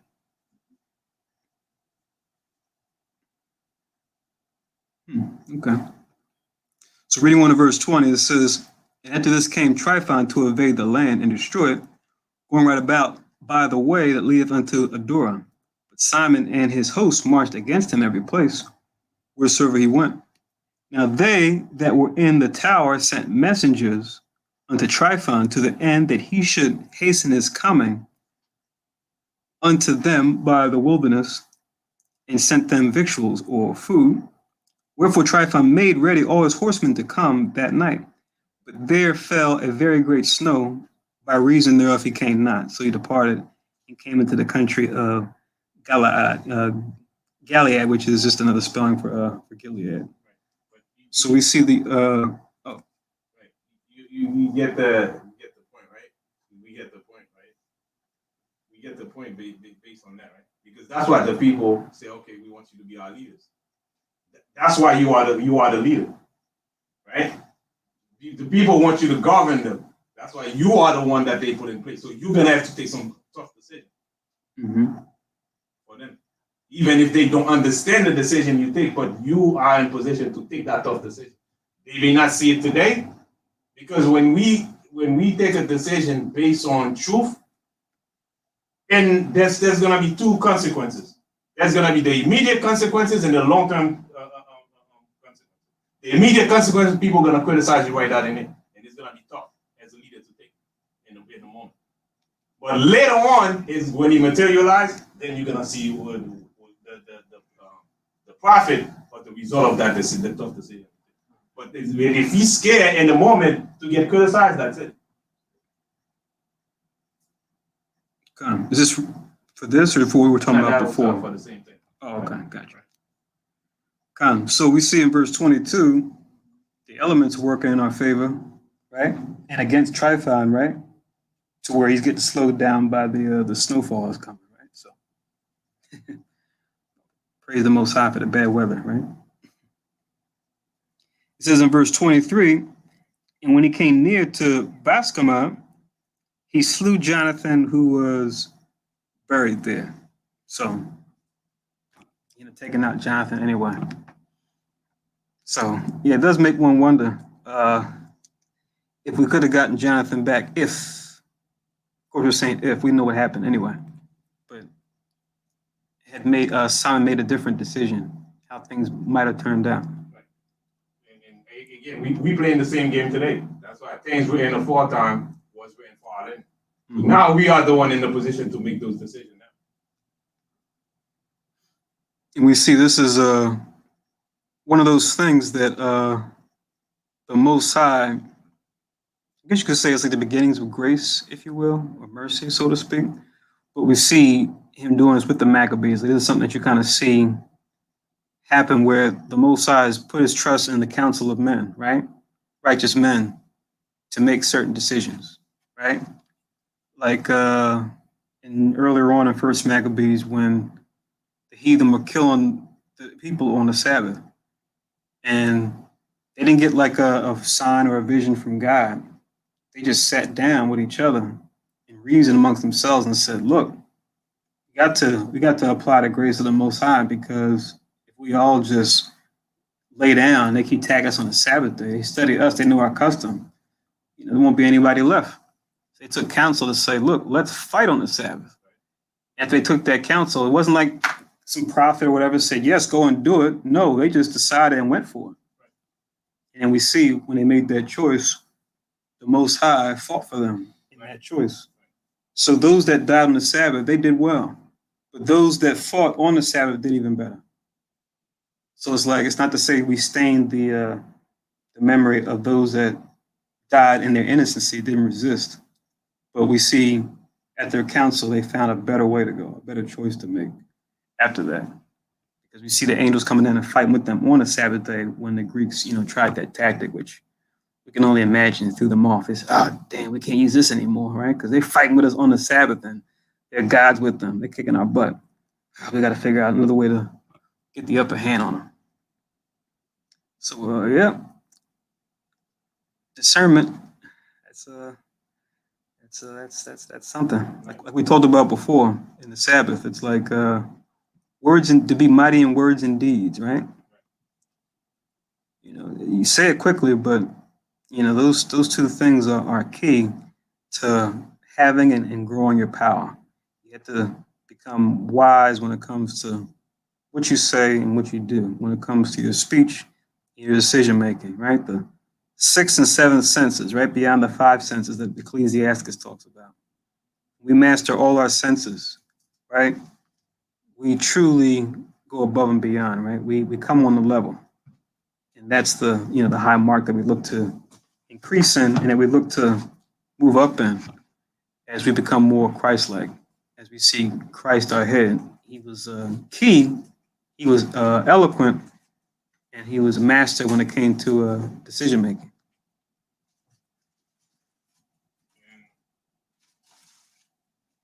So, I was gonna say that's why the Most High, when He gave us dominion, He didn't just give us dominion just to sit around waiting on Him, right? All the time, He gave us all the setup and everything what we got to do, and then use it.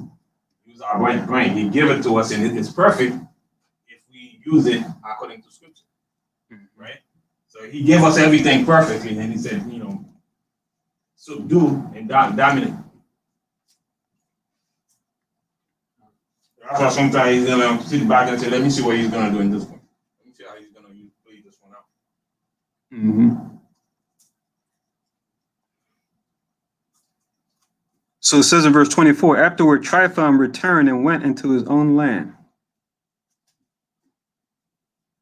So, because of the weather, he said, okay, let me hold back, but at least I'm gonna take out Jonathan, right? I didn't it wasn't for naught, right? From his standpoint. He got that advantage at least by taking out Jonathan. But then it says, then sent Simon and took the bones of Jonathan his brother and buried them in Modin, the city of his fathers. And all Israel made great lamentation for him and dwelled in many days. Simon also built a monument upon the sepulchre of his father and his brethren and raised it aloft to the site with hewn stone behind and before. And I think this picture is online too, but I always like to show this this picture because they actually have a picture of what it looks like in this Zondervan Bible Dictionary. Under, I think it's under Modin. Let me see.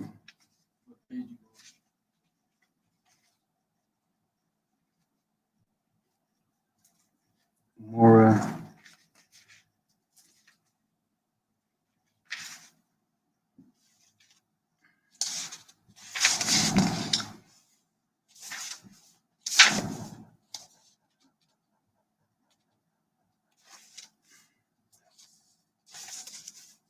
Money, Moabite stone. Oh, I think it's under Maccabees. Let me see. R. Maranatha, Manasseh.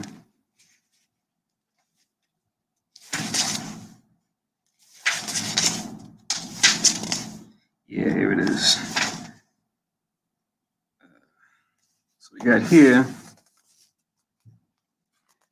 on page 332 and 333. They have a makeshift map of the Maccabean kingdom. You can see the cities that were set up. And then you see Modin right here in the middle, right there. And then here's a picture of a man standing on top of the remains of the grave sites in Modin on the right on this side. That's on page 334 of the Zondervan.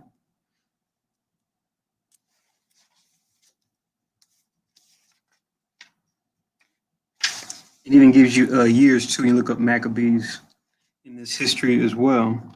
But it says, I'll just read the entry. This is for on page 332. It says, Hasmonean Jewish family of Modin that led revolt against Antiochus Epiphanes, king of Syria. It's the Seleucid dynasty. It won freedom for the Jews. Family consisted of the father, Mattathias, an aged priest, and his 5 sons. We read about that earlier, First Maccabees 2, 1-5. Johanan, Simon, Judas, Eleazar, Jonathan. The name Maccabee was first given to Judas, perhaps because he inflicted sledgehammer blows against the Syrian armies, because Maccabeus just means hammer, right? And later was also used for his brothers. The revolt began in 168 BC. The temple was recaptured and sacrifices were resumed in 165 BC. Right? That's going into when we keep the Feast of Dedication. That's when it first started. In 165 BC, it says the cleansing of the temple and resumption of sacrifices have been celebrated annually ever since the Feast of Dedication. There it is. The Maccabees served as both high priests and kings. The story of the Maccabees is told in 2 books of the Apocrypha, 1st and 2nd Maccabees. The following were the most prominent of the Maccabees: Judas, 166 to 160 BC, Jonathan, 160 to 142 BC, Simon, 142 to 134 BC. So right now we're in, according to this, 142 BC, right? That's the year it says that Jonathan, his reign stopped and Simon's picked up. So from 160 to 142 was Jonathan, and then Simon from 142 to 134 BC. And it says John Hyrcanus, 134 to 104 BC, which, as you read it to the end of this chapter, this John's going to be mentioned, this John Hyrcanus. Then it says Aristobulus, 104 to 103, Alexander Jannaeus, 103 to 76, Alexandra, 76 to 67, Aristobulus II, 6 to 63. And it says in 63 BC, the Romans took over when Pompey conquered the Israelites. Okay, so at that point, that's where we get the Herod, the Herods will come, some decades after this, but for Pompey's time going forward, we just became, part of the Roman province, because remember, they're the ones that are going to be coming up into power. At this point in the story, we're leveraging with the Romans, because remember, they're like the new kid on the block. The Greeks are still a top empire, but in that time period going forward, the Greeks would decline and the Romans would come into prominence. So that's what's touched on here in this history. But that's Maccabees on page 232 in the Zondervan. Nice to read. But anyway, let's go back. First Maccabees 13. It says, and in these he made cunning devices. Oh, sorry. Let me go to verse 27. Simon also built a monument upon the sepulchre of his father and his brethren. He raised it aloft to the site with hewn stone behind him before. Moreover, he set up 7 pyramids, one against another, for his father and his mother and his 4 brethren. Right? Let me take him back by the word pyramid, and you see that, but in the Greek, it's just referring to, any type of monument or grave, because that's what the pyramids represented. Right? It's just a Greek word to describe those things. But they took many shapes, not just the shape of, what we think of as the Egyptian pyramids, right? That's how they made up their tombs. The Greek word is literally just means like a tomb. It says in verse 29, and in these he made cunning devices about which he set great pillars, and upon the pillars he made all their armor for perpetual memory. And by the armor ships carved, that they might be seen of all that sail on the sea. So that's beautiful, something to see from a distance. This is the sepulchre which he made at Modin, and it standeth unto this day. I just showed you that picture of how it looks now. After all the time went by. 31. Now Tryphon dealt deceitfully with young King Antiochus and slew him. This is Antiochus V, right? The one that would come after the 4th, like we read in the Zondervan. And he reigned in his stead and crowned himself king of Asia and brought great calamity upon the land. 33. Then Simon built up the strongholds in Judea and fenced them about with high towers and great walls and gates and bars, and laid up victuals or food therein. Moreover, Simon chose men and sent to King Demetrius to the end he should give the land an immunity, because all that Tryphon did was to spoil. Right? So, come get your man. This guy's making a mess, right? we need some kind of restitution. What's going on? Unto whom King Demetrius answered and wrote after this manner. King Demetrius unto Simon the high priest and friend of kings, as also unto the elders and nation of the Jews, sendeth greeting. The golden crown and the scarlet robe which he sent unto us we have received, and we are ready to make a steadfast peace with you. Yeah, and to write unto our officers to confirm the immunities which we have granted. Whatsoever covenants we have made with you shall stand, and the stronghold which ye have builded shall be your own. As for any oversight or fault committed unto this day, we forgive it, and the crown tax also, which ye owe us. And if there were any other tribute paid in Jerusalem, it shall no more be paid. Right? So talk about holiday for real, right? So all these things we require before, we relieve you of it, right? And look, who are meet or right among you to be in our court, let him be enrolled, and let there be peace betwixt or between us. Thus the yoke of the heathen was taken away from Israel in the 170th year, right? So that's like we say 142 going forward in BC. That was the 170th year of the Grecian reign, right? From the time of Alexander going forward, because they kept track of years based on the beginning of their rule. You go back before them, the Medes, the Persians, the Babylonians, they did the same thing, right? You read in the scriptures, it'll say whatever year of the reign of king whoever, or reign of this nation or that nation. They'll start counting based on when they began ruling. 42, then the people of Israel began to write in their instruments and contracts in the first year of Simon the high priest, the governor and leader of the Jews. In those days Simon camped against Gaza and besieged it round about. He made also an engine of war and set it by the city and battered a certain tower and took it. Right? So Simon was busy, right? Taking back and reclaiming the south part of Israel for their own, right? As it was taken from them before. And they that were in the engine leaped into the wall, leaped into the city, whereupon there was a great uproar in the city. So you have the engines, right? Like they kind of build the tanks, right? With the wheels, right? And then they'll have like ladders inside, kind of like a fire engine, but just made with like wood and steel and kind of a makeshift engine. And those ladders, they would flip them up, and people could climb up the ladder. And then once you put it up against the high wall, you can climb up. Hopefully nobody pushes the ladder away, but you can get people into the city that way, right? Because you can't go from the bottom because it's all blocked off. Or if there's like a gate, they probably got the slabs to keep it closed. It says in 45, insomuch as the people of the city rent or tore their clothes and climbed upon the walls with their wives and children, and cried with a loud voice, beseeching Simon to grant them peace. And they said, deal not with us according to our wickedness, but according to thy mercy.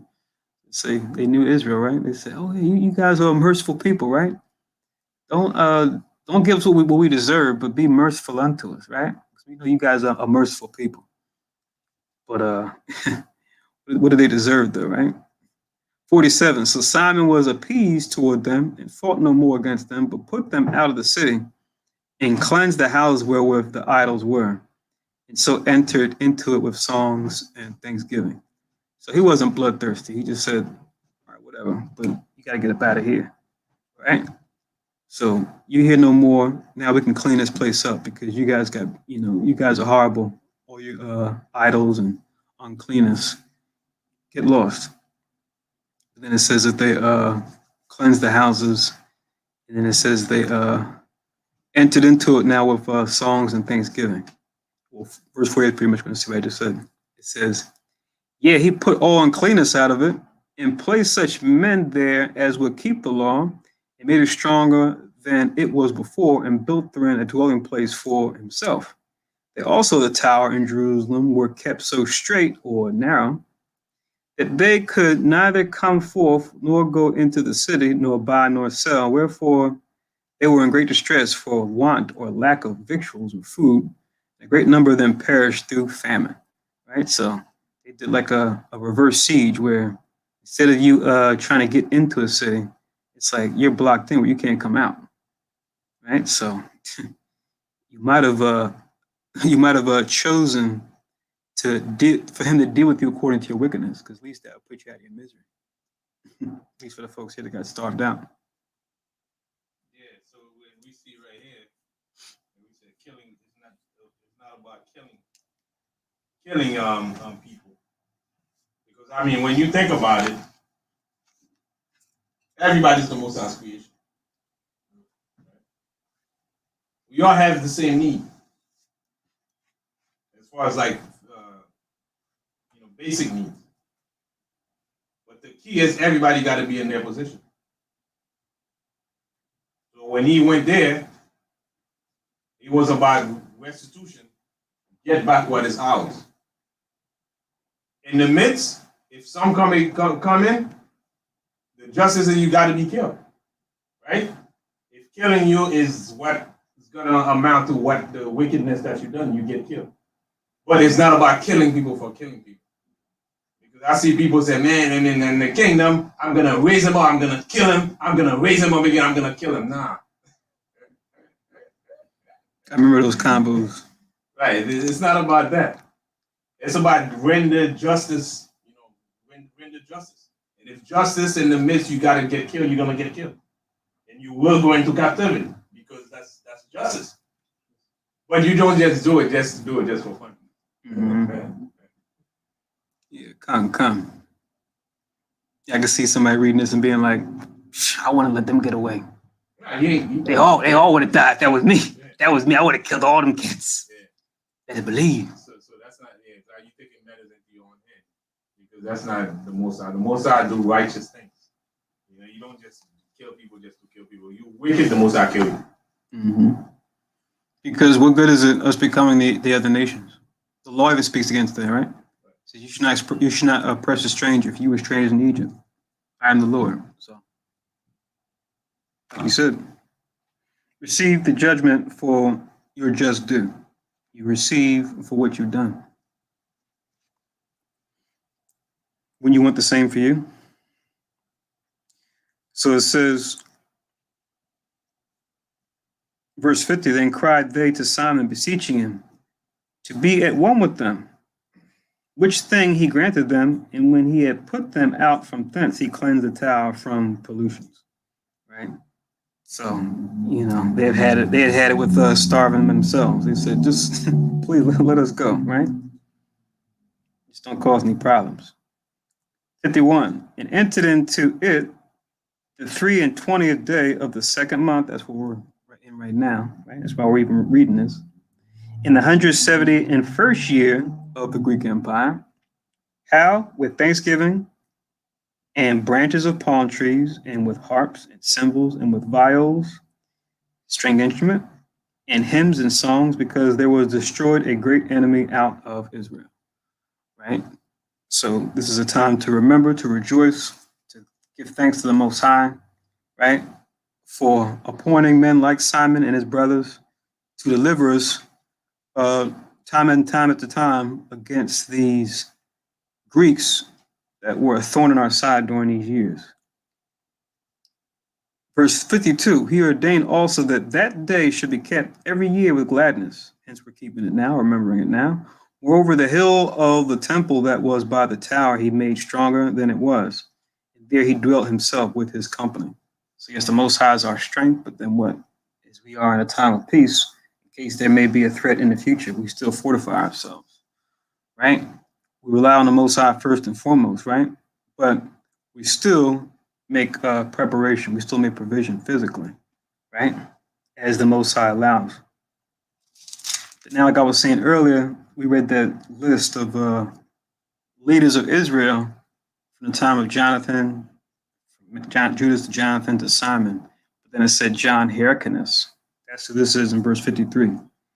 It says, and when Simon saw that John, his son, was a valiant man, he made him captain of all the hosts. So that John, he's the one who will later be the ruler.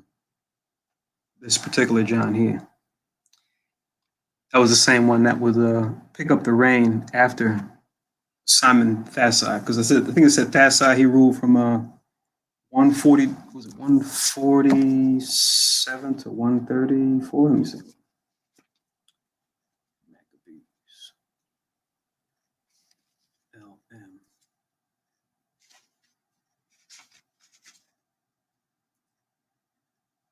Yeah, 142 to 134. And then his son John, he made him captain of the host or the top general. He would reign from 134 to 104 BC, according to Zondervan. Yeah. Then it says he made him captain of all the hosts, and he dwelt in Gazara. So there we have it. There we have the main events pertaining to this day. Like I said, I want to go super legs. We're about to hit 0 hour, right? According to Esau, who thinks he changed times and laws. But we'll make an end here. Hopefully, everybody was edified by what we read tonight and the link ups that we pulled and the comments that were made. We'll say Shar Yawam Shemaiwam, which just means happy day of Simon. Definitely keep it holy. Like we said, it's not a Sabbath, so you can still buy and sell work today, but just try to stay in a spirit of remembrance of Simon Thasai, his righteous acts, as we just read tonight. And just think on that, throughout the day, and share or spread the word about it, right? Because, okay, we got 100 years since Tulsa. But like, let's talk about some of our history when we knew the righteous way, right? As well this time, and that it happened this day.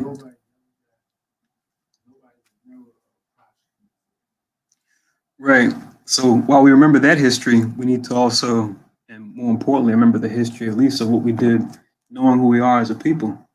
And with history like Tulsa, we need to examine that and show in the scriptures this was part of the Most High's promise that He made to us if we didn't keep His commandments, that these things could befall us in the land of our enemies. Right? No matter how much we build, that they will come and try to throw down and do it unjustly. Yeah. So Rakate Yahweh by Hashem Yahweh Shai, Laharoka Kodash, which just means, blessed be Yahweh in the name of Christ by way of the Holy Spirit. Without them, we couldn't be here today. We couldn't come together. Us or anybody else that has been called into this truth. We'll say a Shariwam Shemawa once again.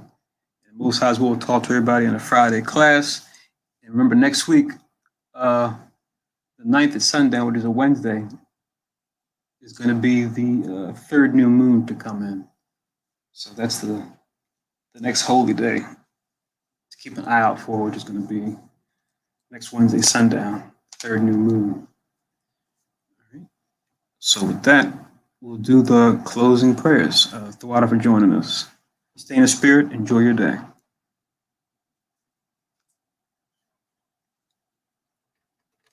Shalom, Kabar. So we hit the volume turned down.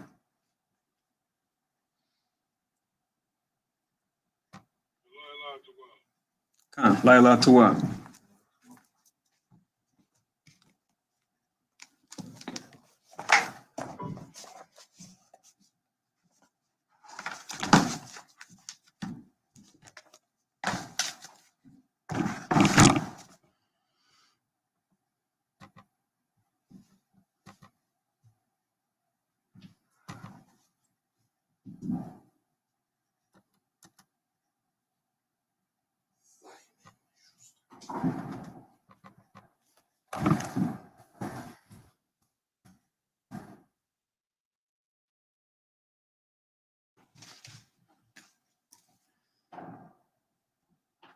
Why'd you mention them?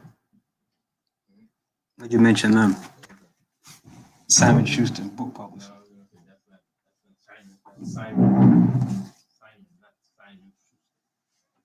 Yeah. No, it's funny you mention that because I got some audio books where they say that guy's name.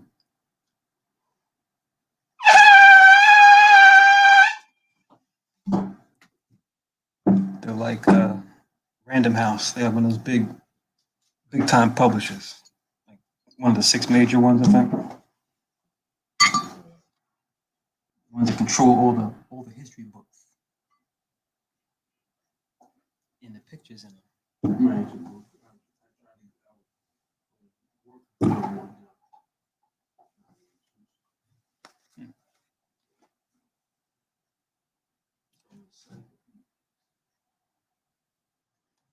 Barakatah Yahweh by Hashem Yahweh Shai, Asherat Tanawa Par Agapan Tuara Aman. La Yahweh by Hashem Yahweh Shai, Af Yasher Allah. English translation.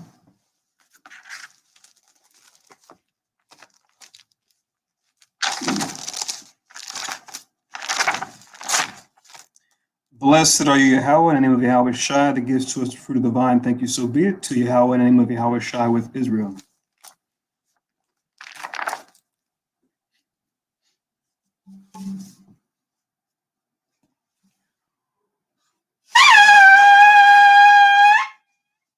At Magua, Panuah, Yerushalayim, stand and face Jerusalem.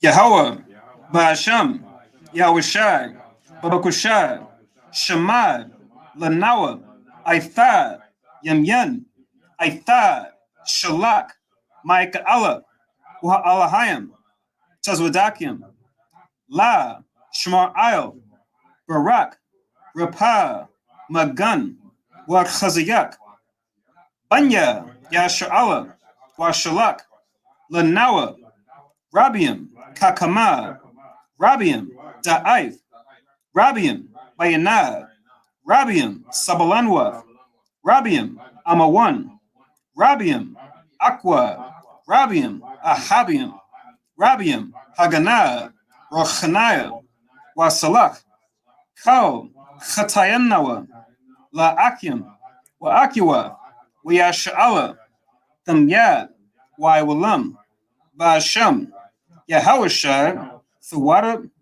Aman. English translation, Yahweh, in the name of Yahweh Shai. Please listen to us now. Right now, send Michael and the righteous powers to watch over, bless, heal, protect, and make strong the children of Israel. Send to us much wisdom, much knowledge, much understanding, much patience, much faith, much brotherhood, much love, much spiritual protection. Forgive all our sins for the brothers, sisters in Israel, always and forever. In the name of Yahweh Shai, thank you, so be it. Four corners prayer. Yahweh, Ba'asham, Yahweh Shai, Barak Nawa, Wiyasha Allah, Wabath Yasaparim, Shema Yasharale, Yahweh, Allah Yahweh, Yahweh, Akhed. English translation, Yahweh, in the name of Yahweh Shai, bless us in Israel in the house of books. And then we said, Hear, O Israel, the Lord our God is one Lord. Blessing for the food.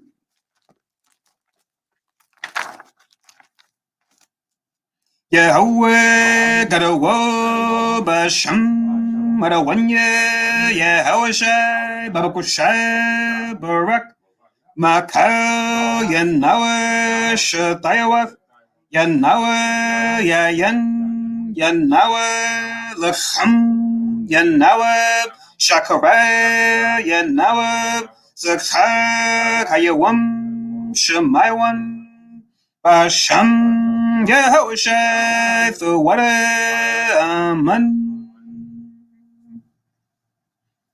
All right, Shar Yawam, Shemaywan Yasharala once again. Walayla Tuam.